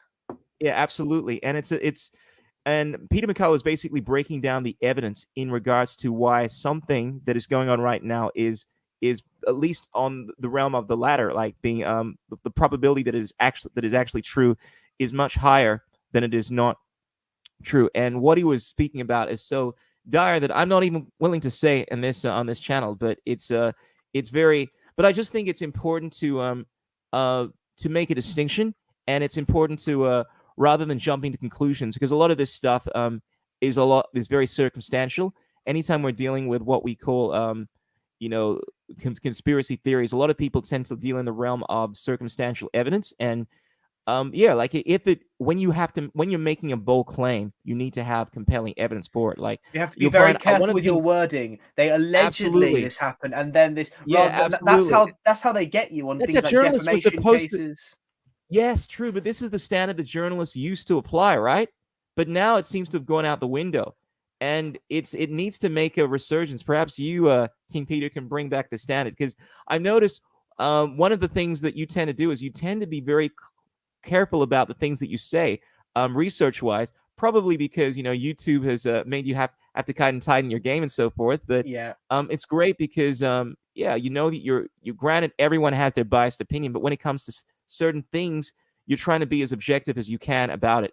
And one of the problems I have with a lot of the people on both sides of the spectrum is they speak in a way that is very kind of they make a lot of like assumptions, super profundities in regards to what people are thinking, and draw conclusions based off of like little evidence. And whereas I'm inclined to agree with them for the most part, like there's certain things that you probably want to refrain from saying until you're more certain, particularly when it comes to making accusations about people, because that's a big one, because you're wrong about that kind of stuff, and now you're destroying someone's livelihood. Exactly. If you want to be taken seriously, always make sure if you're making statements and claims, every single statement and claim has to not come from you. You can give your opinion on the statement or claim or fact, but everything has to come from a source that even if it's not necessarily, there's dodginess with the mainstream media, a source that is accepted by the mainstream establishment to be a reliable source of information. And it becomes a game of just sort of being really, really careful with what you say. But I know for sure YouTube doesn't like what I say, because like I said, there's been so many dodgy things with views disappearing. Like I refreshed my YouTube studio and views disappear off videos.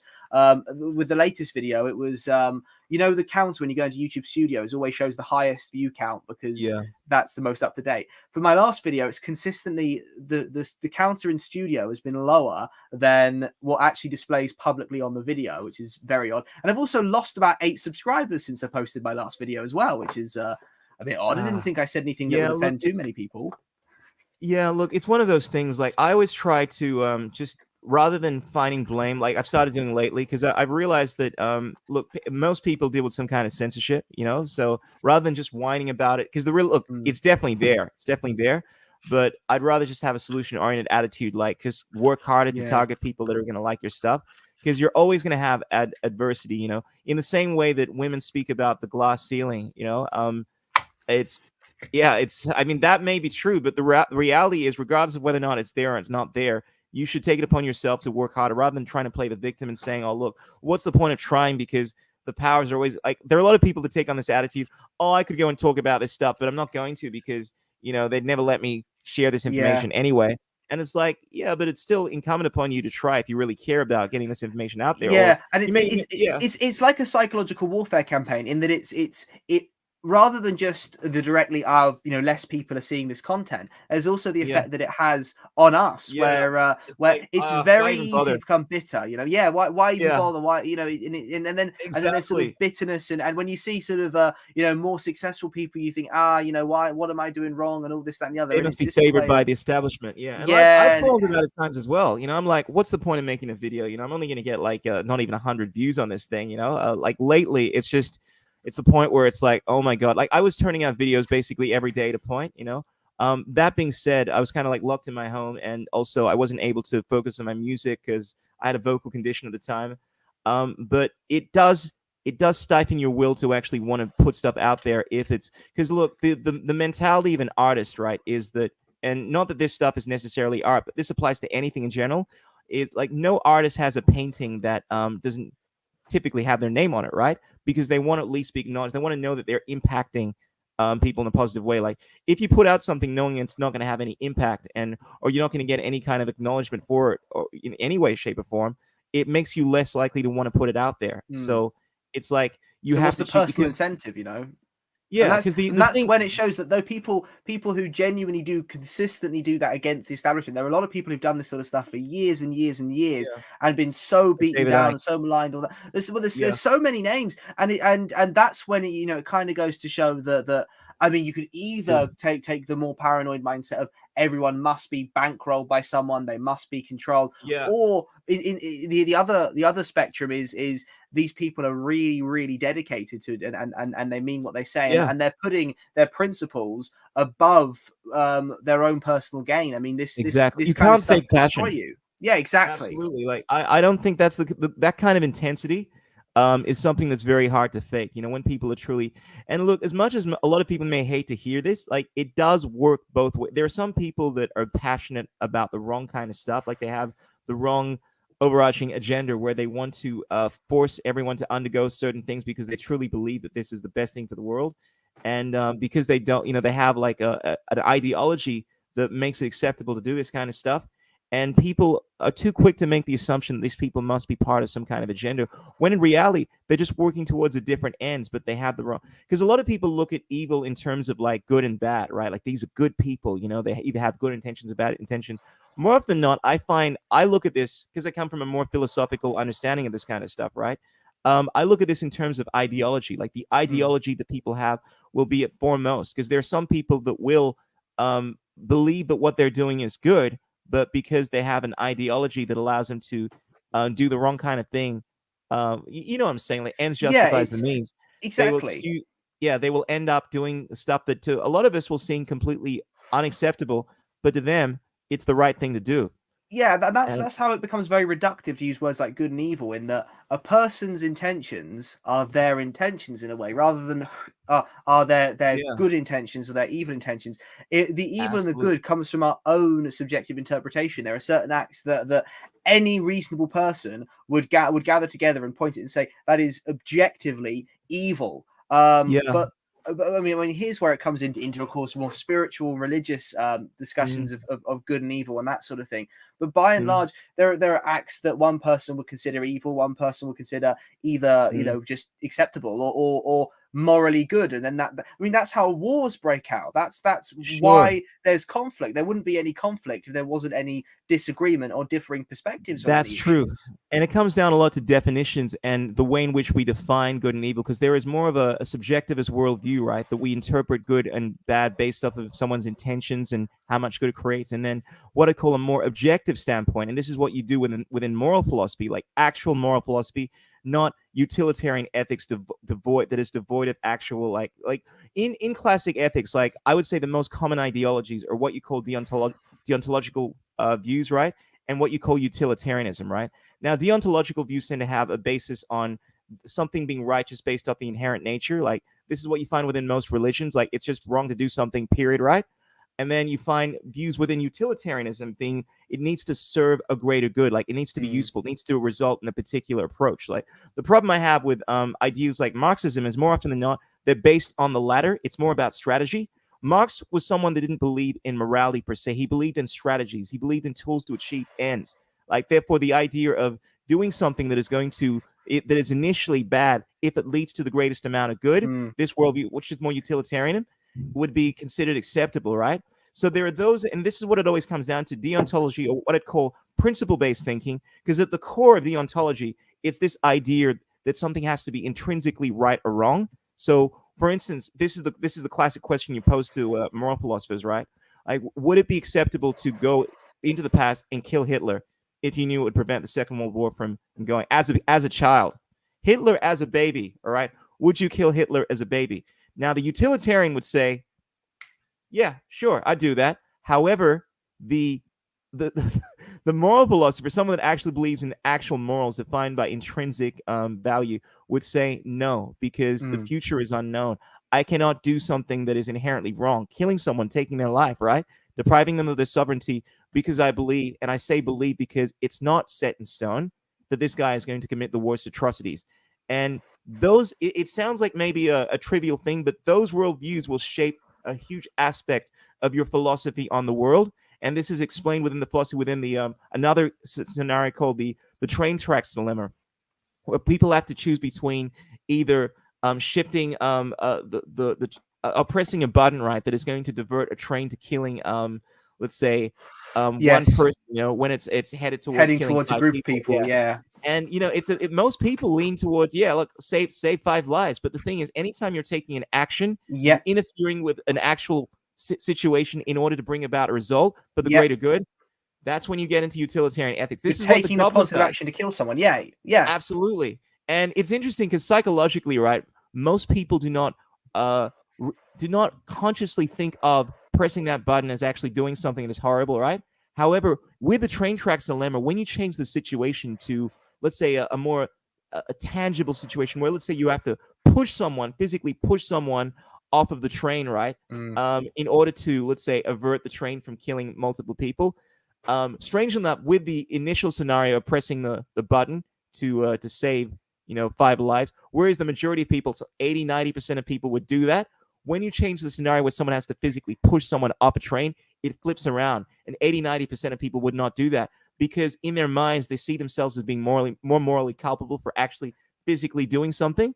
One view is more logically consistent, and that is the view that says, I will not interfere in initiating any kind of harm to someone for the greater good, because you can always objectively define that. Whereas the other is based off of the potential for good, and I know this is a long-winded approach to addressing this, but this really does address at the heart of politics, like the heart of taking something from someone else, because politics is a very violent game. It's like, let me take something from you because I have an agenda that I think is better. I'm going to tax these people because I want to feed the poor.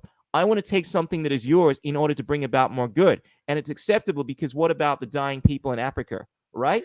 Yeah, well, I mean, it's also, even using the example of pushing the button compared with physically pushing someone. It's the same thing in a lot of regards. You see with the public sector, in regards to how people are complicit with. I had a conversation. I've had, this is what I got my last strike for, actually, on YouTube, was when I shared the phone conversation with where a lot of people go and, I'm just doing my job, I'm getting my paycheck, and in the public sector they're working for the government. The end of the day is that pay that came from the back of someone else's labor that was taken from them without a say. They don't necessarily want the services that you're offering. I mean, the state is so bloated. There's so much corruption, so much inefficiency. And everyone who just jumps in with that old I'm all right Jack attitude, where it's all about my own salary, my own security at the cost of other people's liberties. But it's the same thing, and it becomes even more the case with digital working and working from home and everything over Zoom. Like you were saying, that there's not the same energy when you're physically in the room with someone.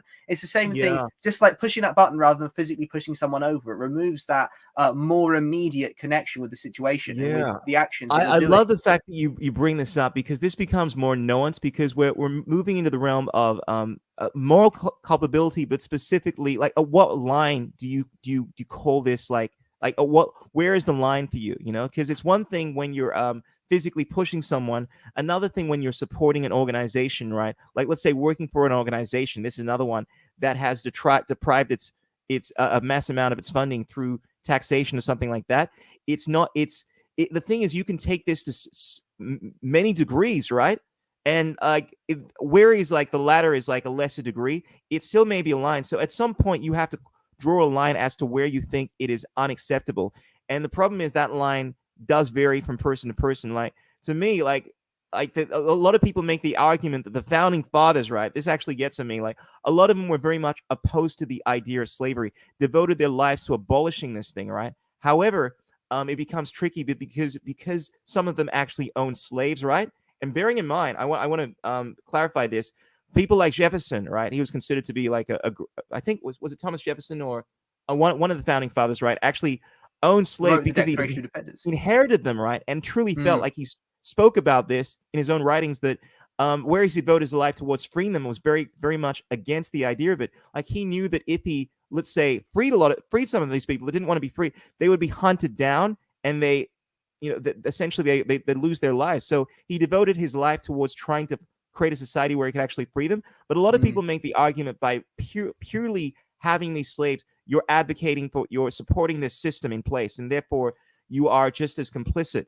And and look, I kind of relate this to the situation in terms of like working in the government. Like, let's say people work within establishments, right, that are funded by industries. Like, oh man, you're working for an organization that is funded, through stealing people's taxes. The government pays some money.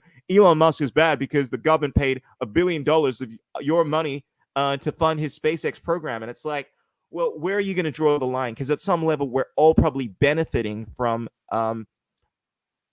things, that have come about through horrible things. And it's a very difficult conversation. But I think personally, for me, like, I draw the line at like actual, like, consciously supporting organizations through your money that are doing things that are, to be definitively, not potentially, definitively wrong. Like, I'm not going to pay for an organization that wants to kill people. And then the taxation problem, like, that's tricky because people are stealing your money, right, through Yeah. coercion. But ultimately, you're still, like, you still have to take accountability for it, right? Well, Like, where do you draw the line? it's like a balance of evils in a way, and it's even to use the slavery example with Yeah. the Civil War, for instance. How Yeah. obviously the South were fighting the continuing slavery and all that, and that's absolutely morally awful. But Yeah. the reality is that there was more to the Civil War than just fighting over slavery, especially when Sure. a large number of the southern states actually agreed that slavery was an evil and should be prohibited, but they wanted what they proposed to Lincoln and the Northern government was a phasing out. I think over 30 years or so, where they basically slowly phase out the Yeah, slavery. sure. And Yeah. of course that's bad, keeping people in slavery. It's awful. But the reality was the Civil War and the sudden freeing of all the slaves at once created a massive culture shock, which then was the reason why the Ku Klux Klan then came around, and the lynchings, and then of course that went on into Jim Crow, and because there was a while between the Civil War before Jim Crow was put around, when there was more equal rights, but there was a lot of prejudice and a lot of division and a huge culture shock in society where Northerners were effectively punishing the Southern economy, and with the administration and things like that. That a lot of evil, how the continuation of one evil could potentially mitigate another evil, and that's where it comes to the abstractions as the it becomes more Absolutely. That's why philosophical I there. always say, King Peter, first rule when dealing with the devil, don't. If the devil is trying to get you to compromise, it's kind of like this thing with the whole, like the situation that's falling out. It's just a mask. It's just a lockdown. Just 3 Look, weeks. mate, we're all in this together. It's just your personal freedom. Look, mate. It's just your body. Look. You see where it goes on from this? Exactly. It's frog in boiling water.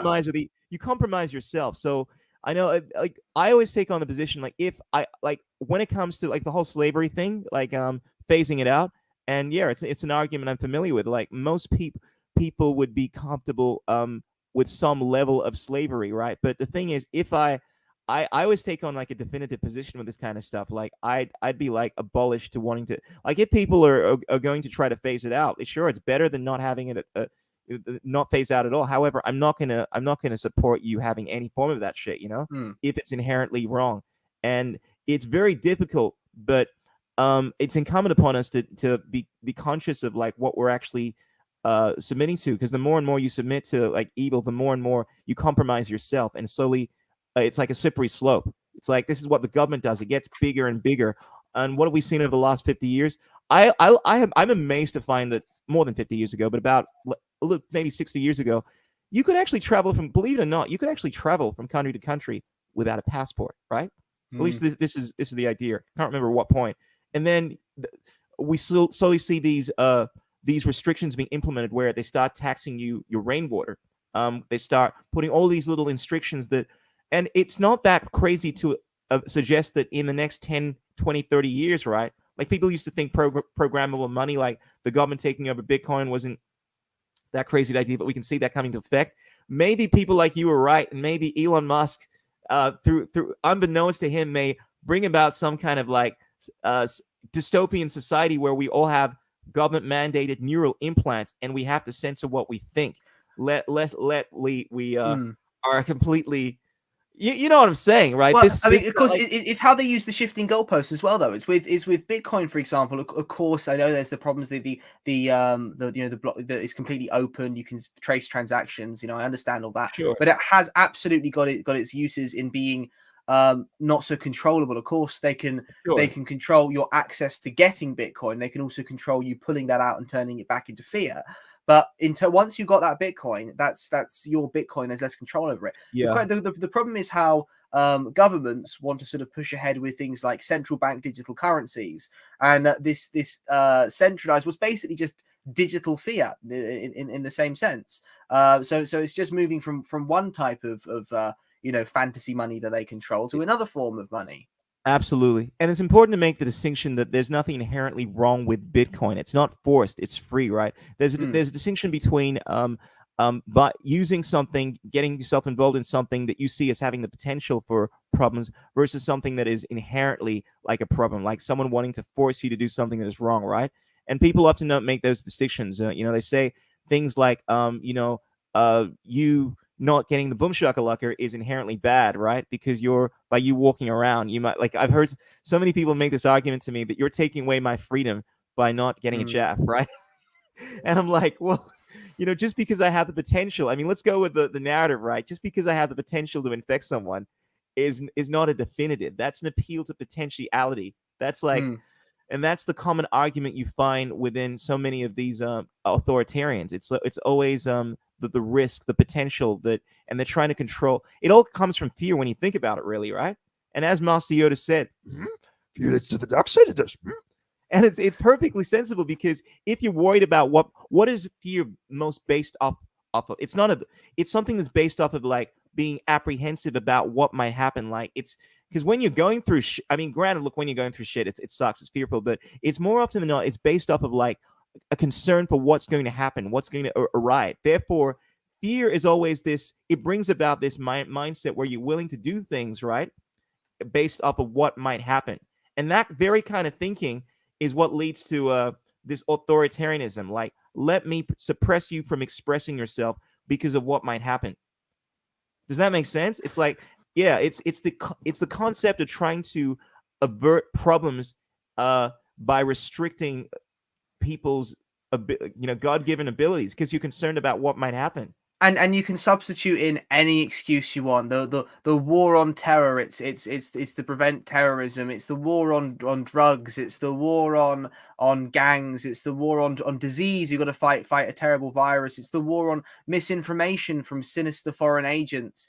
It's always a war. The latest thing, of course, with I believe it's Apple are going to be scanning all photos that are on iPhones, and that's the justification is.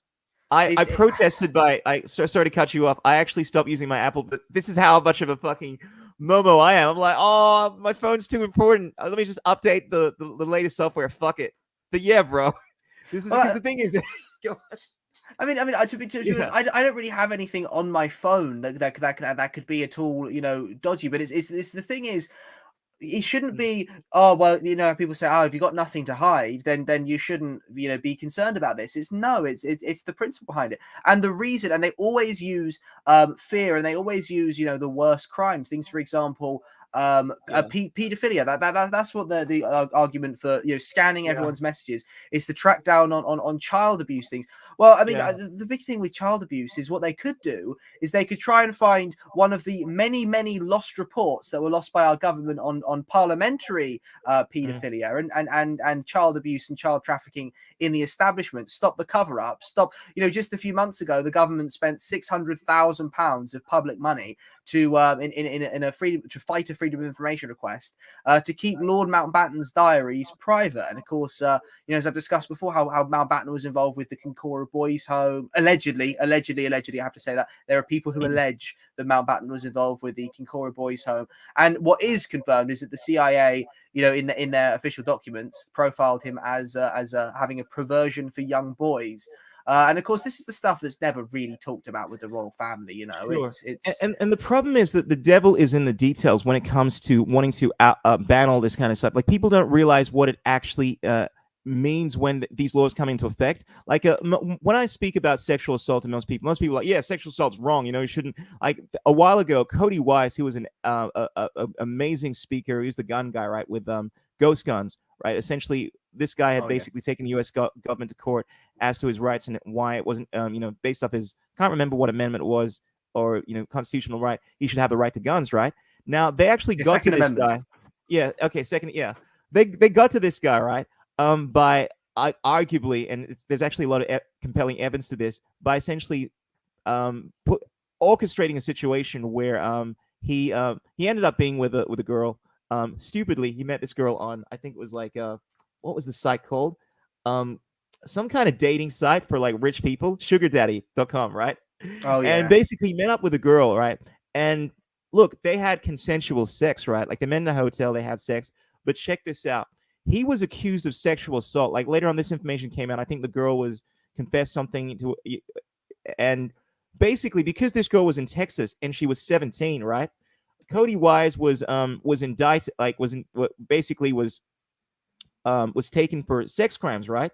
Now, this is this is a bit of a tricky situation, because whereas most people would be completely in line with punishing someone like this, they don't realize that, well, it's a tricky situation because there was no assault per se. There's no like violation, but because it deals with consent, right? Like, in terms of statutory rape, and it's such a tricky situation because the statutory laws vary. Like, as far as the age of consent, it varies from state to state. It's not 18 as a lot of people think it is. It fluctuates between, last time I checked, in the United States, like around 16 or something like that, but what state you go to, in certain countries around the world. Crying out loud, I think it's like it's 9 in Yemen, and it's like 19 in Tunisia. You know what I mean?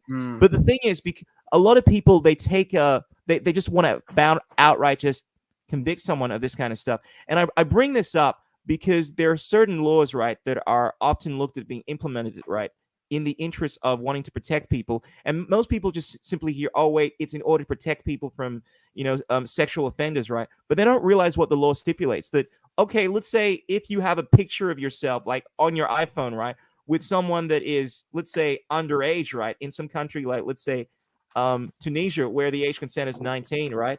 Oh, well, here's a legal thing that you didn't think about. Now this person can be. Well, it would be jurisdiction. I think in that case it would depend on where the photo was taken. So if it was it was 16 was the legal age of consent, and you took a picture with someone in a country where that was the age of consent. I think in Tunisia, yeah, of course, jurisdiction wise. Absolutely. Yeah. But the point I'm making is that when a lot of times, like, people don't look at the details in regards to these offenses, and they're too quick to say, yeah, it's a good idea, not realizing as to what it actually implies. So when even the argument of like, well, if you're if you're breaking the law, it's a bad thing. Well, what does the law actually mean? Like, when you're saying that you should outright ban someone from being able to do this thing, it's like, well, what is that law about? Like, me sending a dick picture to someone, right? Which is something I randomly do. Actually, I've never done that, in all honesty, right? Like, it's actually it's actually punishable if you send that. I learned this a while ago. If you send a photo that is, it shows you nude to someone that's underage, now you're a sex offender. Well, And it's now becoming a thing in the UK where it's called cyber flashing. So it's not even based there's on a age of word for it. consent or anything. Yeah, Yeah, it's if you send a non-consensual picture to someone, yeah. then that's considered cyber flashing, and that's but it's the thing is I completely get how that is you know unpleasant for someone to receive. The problem is when it comes to the use of police resources, how rather than actually tackling real crime, because of course there's a use for the police in tackling burglaries and stabbings, like you just see more and more stabbings going on all the time. The crime rate isn't decreasing. Burglaries are going massively unsolved. I think it's only around 5% of burglaries are being solved in the Mhm. UK at the moment, and they're deflecting more and more police away to things like Twitter policing. This person's there was a case a few months ago where sorry, a woman put a poster up that said no men in women's prisons, and as a result she had her home raided, and among the sort of extremist documents they seized included like just regular academic publications, feminist Mhm. publications on the problem with gender ideology indoctrination for children. At the same time, there was an incident in I think I can't remember where it was. It was somewhere in the UK a few days ago, where there was a protest that was due to take place, a feminist protest by a statue of I think it was Emmeline Pankhurst, one of the suffragettes. And it was, they're the TERFs, the trans exclusionary feminists, and all that. The ones who a lot of these lobby groups tend to hate and label as the J.K. Rowling types, basically.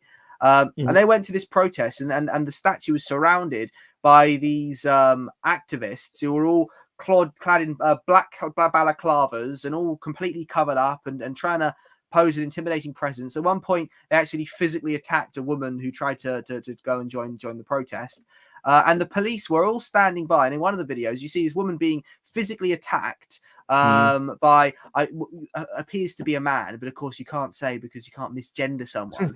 But it was a woman attacked physically by a man, and then the police come up and have a go at the woman for you're Mhm. being aggressive, you're causing the situation to No escalate, rather doubt. than attacking the real criminals, because the political lobbying. It's like the let me share my screen again actually for a second here. There is where is it? This one here, Norfolk Constabulary. They recently released. So this is the genderbread person that they use to teach people in the civil service. It's not just exclusive to this Oh police wow. force. So it's about identity and orientation. They had the police in Norfolk were given a guide list of different gender and sexuality terms, things like pansexual, Yeah. polysexual, androsexual, Your tax monies are funding this kind of education. That's yeah, beautiful. it's the sort of thing you'd see in like edgy like internet groups years ago. You could be a grey asexual, according to the police, taxpayer funded. Yeah. All this, you can be a grey asexual, which means you experience attraction rarely on a very low scale. A grey asexual, Oh very wow. oriented when your sexual and romantic orientations do not target same set. What does that This even is mean? very educational, actually. I had no idea about this stuff, but I'm Yeah, not sure if it's the kind of stuff I really want in my head. yeah, no, well, I mean, it's just ridiculous, and the Yeah. fact that this is the police force of all things, you might expect this in like a Maverick. I like yeah, that one. Oh yeah, wait, you're a non-binary. non-binary. It's I just liked it because it had the word Maverick in it. I've no, always thought even that. myself What as does that even mean though? A non-binary non-binary gender. gender outside of orthodox social bounds of gender. That's just Yeah, word that's salad. oh well, yeah, it's pretty much just non-binary. I mean, non-binary is outside of the social bounds of gender to begin with, but that's Is it? basically someone that doesn't identify as a male or female kind of Yeah, that I kind of. think non-binary would Kind of be like. disturbing that I know so much about this shit.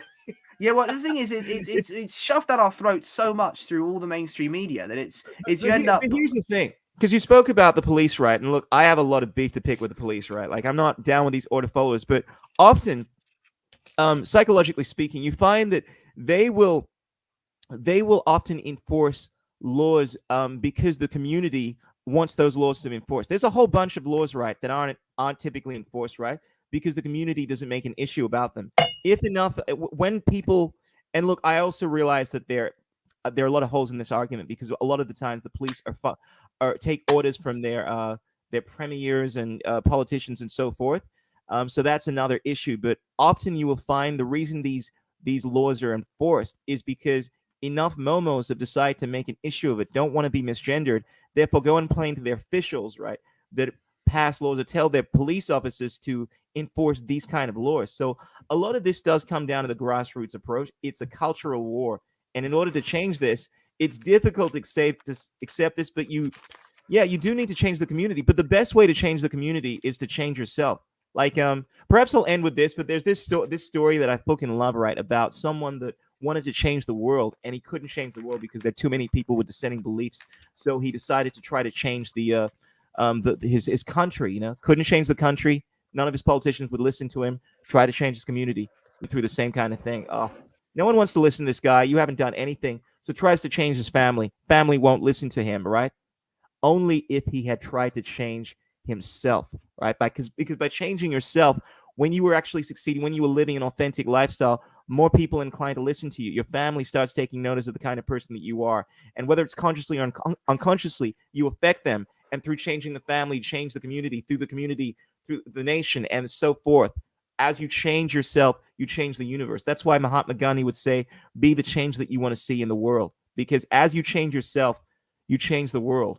Thus, with the word universe, it's from the etymology is uni, one, and from the word, I think it's Latin, versare, change. It's one change. As we change, so too does everything change around us. And it's not just something that's built of fuzzy words. Like Einstein would speak about something called spooky action from a distance, and it deals with this quantum mechanics idea that one thing we've seen on the world of the microverse, right? So dealing with quantums and so forth, is that you see this phenomenon when something changes, right? Regardless of how far away it is from another thing that's connected to it, it changes at the same time.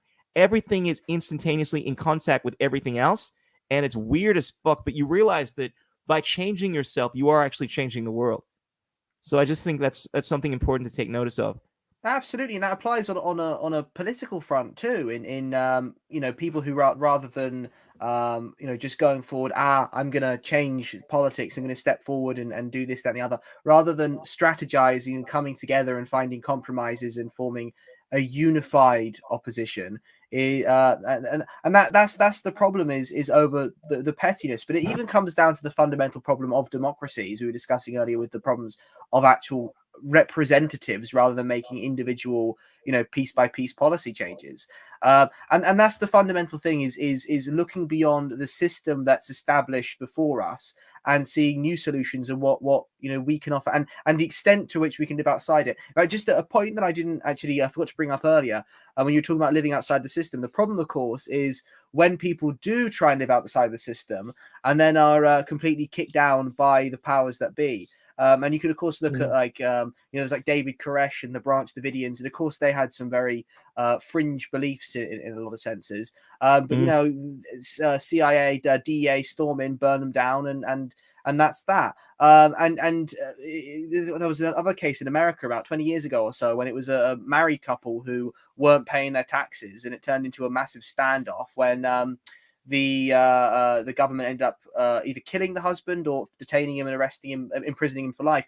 And of course, the big famous one as well is Ruby Ridge, when the police and the CIA went up to this guy, Randy Weaver, and they accused him of being a neo-Nazi and part of various banned neo-Nazi organizations. Of course, he wasn't. There was no evidence to that. When he said, I'm not a part of these organizations, they said, well, either way, you're going to be our guy.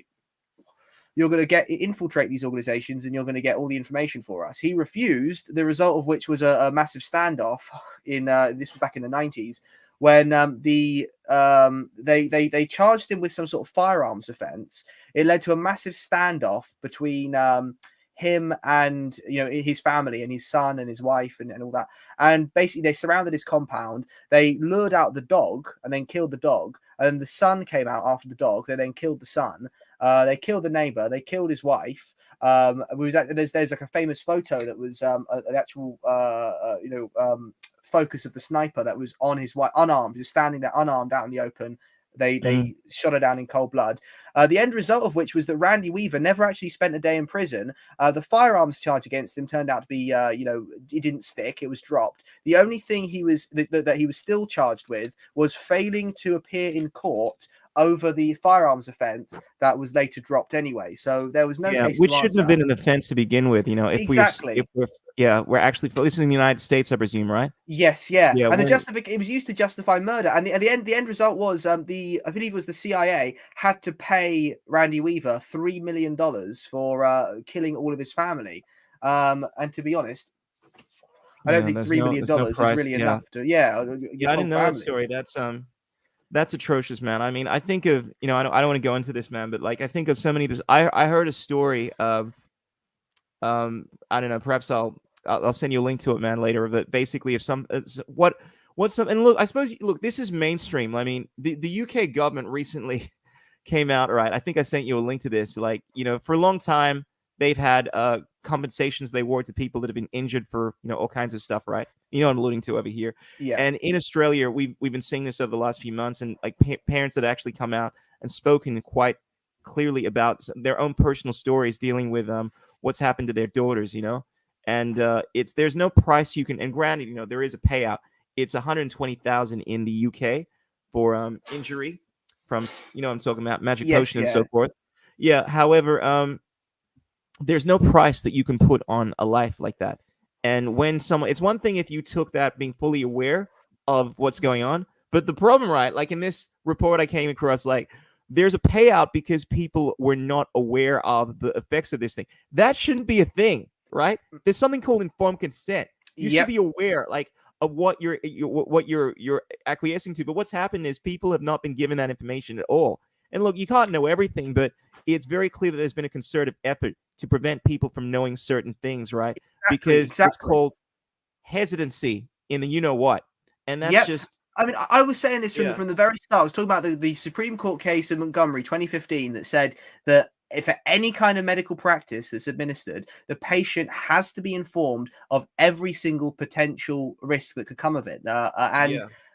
because that way it's the patient taking personal responsibility over the health. And then if you read the judgment, the judge uses all this language about how we've shifted now away from the paternalistic role of a doctor who makes all decisions and the patient Yeah. sits idly by, it's a shift towards personal autonomy, which has just been completely ignored by the government and the Yeah. executive.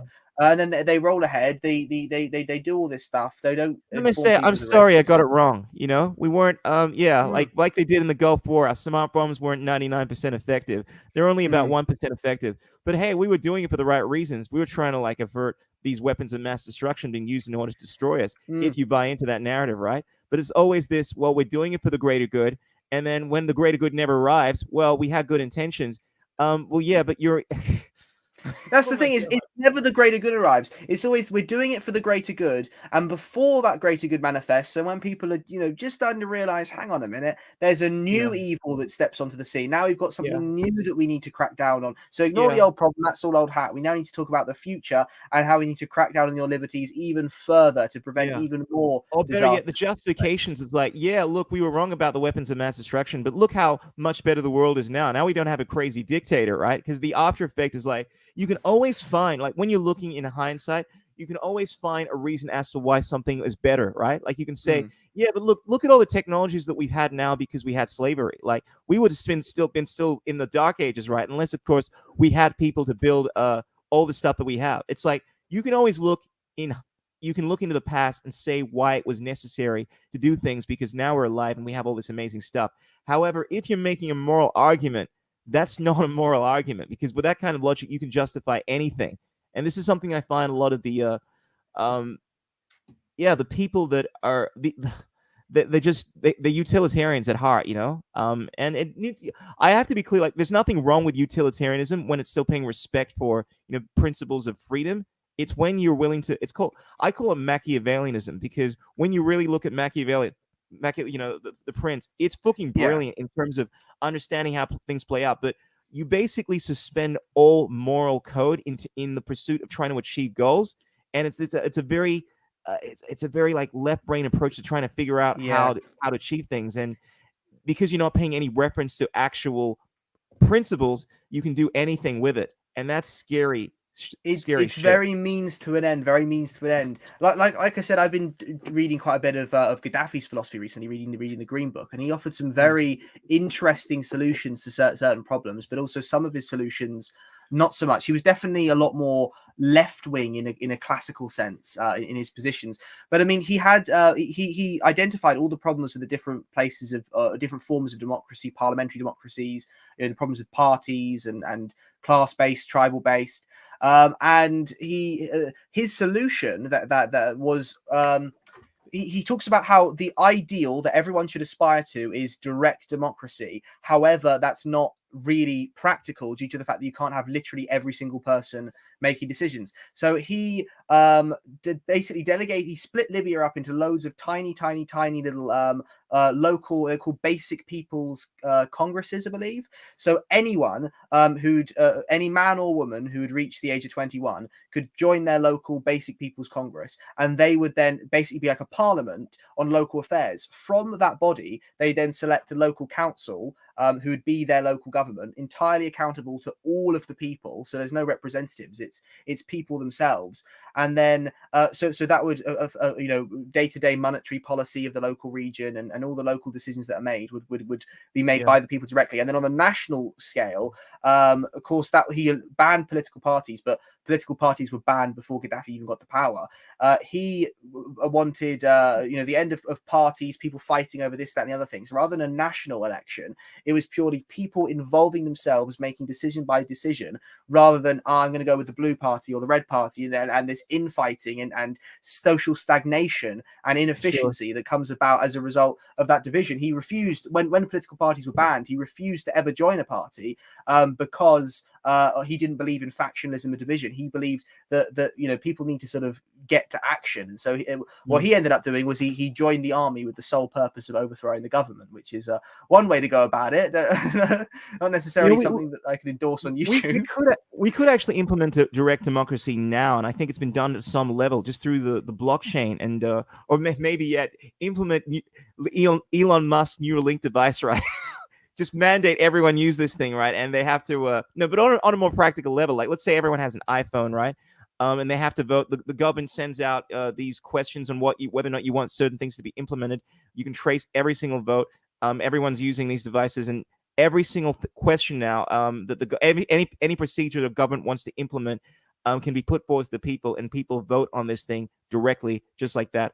I know that on some level, this stuff not only can be implemented, but is implemented. That being said, I want to make very clear that I'm not actually, even though it's better, I don't like the idea of any kind of direct democracy if you're voting on things that infringe on people's unalienable rights. Like determining, for instance, can we vote on whether or not we want to force mandate jabs?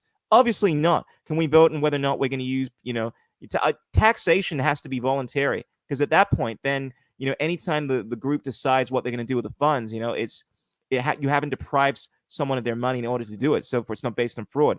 But I always try to be clear when I speak about democracy, because the way in which it's defined now within the 21st century, it's a very collectivist idea. But classically, within the framework of like a protectorate, where essentially the government only has the role, and it's just a group of people that are protecting people's individual rights. Like you violate someone, force of fraud, then the government comes in place and has reside over like what kind of punishment, right? However, outside of that, you can vote on issues, like what we're going to do with our resources, whether we focus on gender politics, right?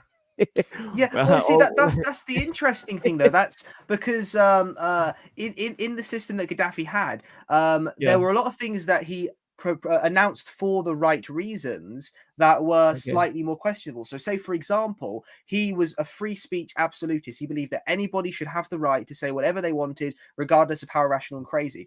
His solution, though, is where it gets slightly more difficult, is that he believed that to protect free speech, all publishers and media should be completely either directly owned by or completely regulated by the government. And now, in his lifetime, that never really was a problem. He was very open, very, very good for free speech. Now, when he died, of course, there was the regime was completely torn apart. But if it had remained intact and he died naturally, his successor, who has this enormous amount of central power, is he going to use it in the same way? And that's when it's almost like a socialist monarchy in a sense, where it's got all the negatives of a monarchy, whereby the monarch wants what's good for the future, for their family, for everything, because they have to think beyond just the 4-year election cycles that politicians have to think on. But of course, you get a bad monarch, you get like a Richard III or something, and then you know, that's when there's war and division and more destruction comes as a result of it. That's right. That's why it always comes down to people's understanding of their rights and so forth. I think because regardless of who's in power, unless the people at the time, like let's say you get a new monarch and the situation changes, unless the people have not only the knowledge but the courage to say, look, if the monarch is doing something that is wrong, that they're not going to go along with it, then you're just going to find yourself in the same situation we're in now, which is what is happening, right? Because we've had benevolent dictators, you know, throughout history, like these philosopher kings, you know, like Marcus Aurelius, that weren't at all, you know, trying to exploit the people and so forth, right? But then their heirs come in place and do stupid things and so forth. And unless the people are willing to actually fight for their rights, regardless of what system you have in play, it really comes down to whether or not people are going to buy into stupid ideas that are put forward by stupid people.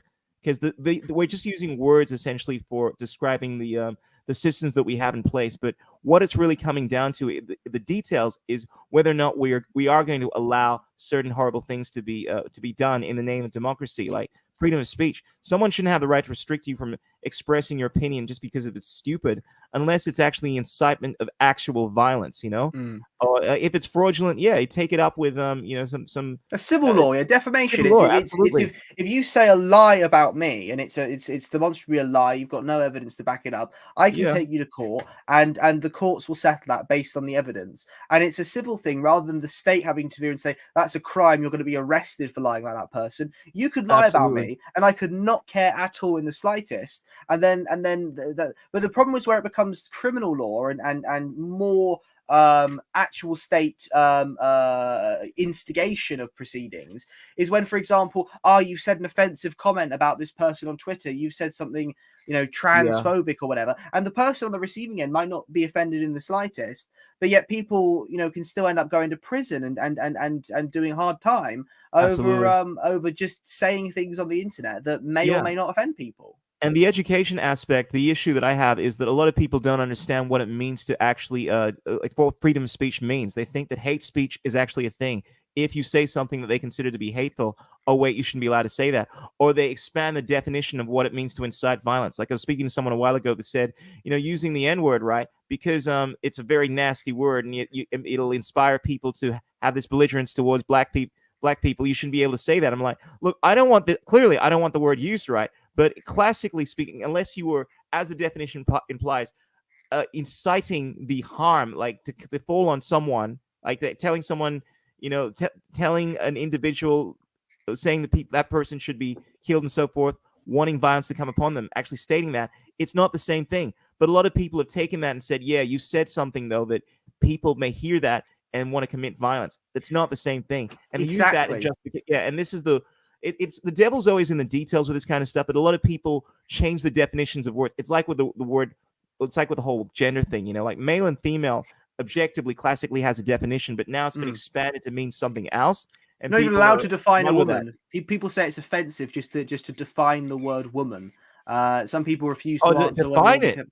Yeah, so even the definition is offensive. Even defining it is offensive. The leader of the Scottish National Party, Nicola Sturgeon, she came out when a whole bunch of politicians were asked to define a woman and all that sort of thing. She said that just simply providing a definition of the word woman would harm trans people and cause all this damage. You know what that's called? In philosophy, we call that solipsism. It's this idea that there is no objective reality, because we use words in order to delineate between what reality is, but we're not willing to even define things. Like this moves into the realm of like, we can't interpret anything. There's no objective reality, right?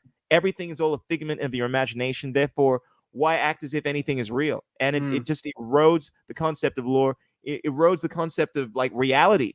Everything is fake. Nothing can be defined. And this is what you move into with this worldview. Everything is a spectrum. Nothing is objective. What's the point of communicating when my words could be, Krishna, you said something that offended me, or better yet, you've said something that is that has a completely different meaning to what I actually said. Like words are supposed to have a meaning, right?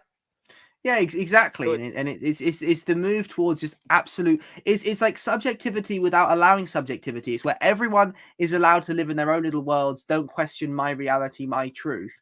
Yet, if you do question their reality, their truth, then suddenly you're going against the mainstream orthodoxy of not questioning people's truth. So, by you expressing your truth, you're infringing on their truth, and therefore the state is to come down and crack down on your truth because their truth takes priority over your truth because your truth undermines their. It gets yeah, it's just basically playing procedure. It's how mm, a lot of these systems and things that are set up aren't actually based on what's objectively true. It's yeah, to obfuscate and obstruct absolutely. And and it, I'll just add in, like we say, my truth and so forth. But the thing is, there is actually objective truth, right? When mm, then we have experiences or our perspective, right? The problem is that we have this that we've acquiesced to this notion socially that there are truths that are subjective, right? And look, maybe in this quantum field of paradoxes, right, there are like completely different viewpoints that can hold, right, and people can have their own collective, like different experiences that are that truth. But objectively speaking,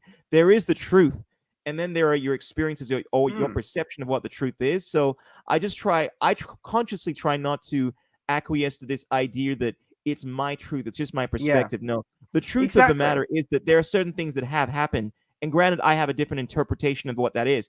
It's incumbent upon us to arrive at what the truth actually is. But if we accept the notion that the truth doesn't exist and it can be whatever we subjectively think it is, then we will never. That's the anathema to a philosopher, because a philosopher actually is a lover of truth, of wisdom, and knowledge, and you have to be at least willing to understand or like arrive at what the truth is by believing that it actually exists.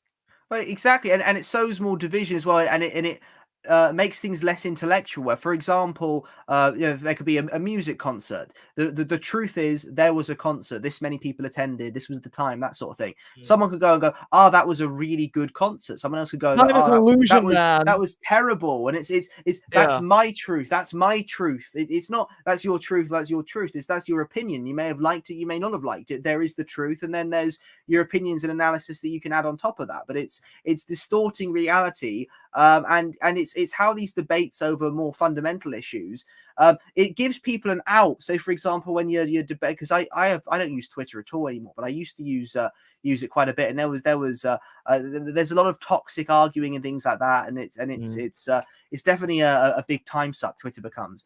But it's when people argue, it gives them an out. You see, that's my opinion. You're just a crazy loony. That's usually how debates used to go on Twitter, because I was most active before I was really on YouTube. So this is sort of earlier on in the pandemic thing. Mm. You'd argue with people. They'd pull up some random article that they hadn't read themselves and say, "Look, you're an idiot," and then you rebut what they say, usually with another article or actually picking apart their evidence. And then they'll just, "Oh, look, it's some conspiracy theorist idiot. It's a lunatic. Just don't talk to them." Yeah. And The sources.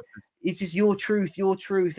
No, we're not living in little bubbles. Which Yeah. is what they wanted. They literally wanted people. You see people with those bubble suits and with bubbles on their heads to Yeah. stop the evil viral spores from getting to them.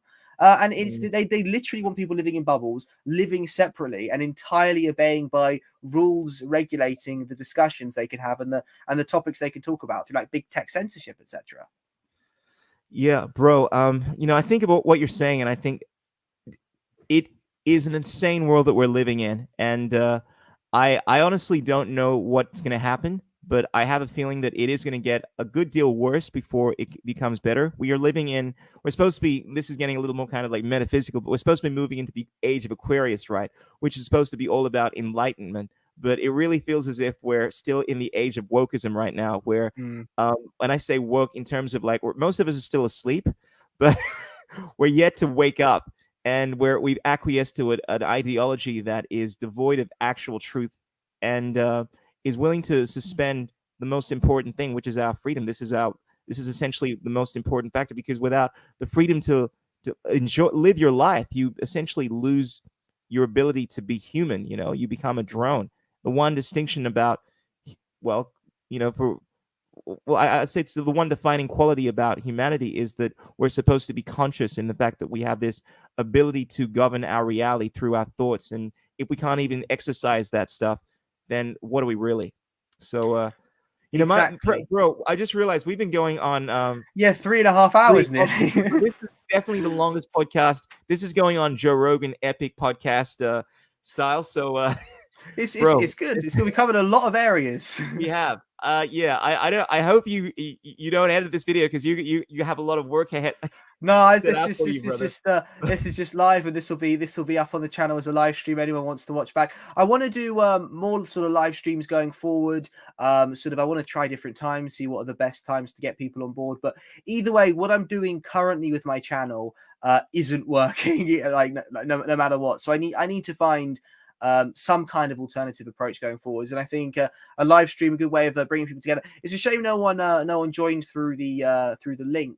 But we've had decent figures viewing through the stream. That's Not always good. not And just another thing, like I think because you already have like a pretty healthy viewership on your YouTube, if you could start a podcast, I mean, I'm happy to help you out with that kind of stuff, man. I think it would be a great idea to get this kind of stuff into the podcast medium, and that way, I mean, you wouldn't have to censor a lot of stuff as well. So it's something perhaps to think about.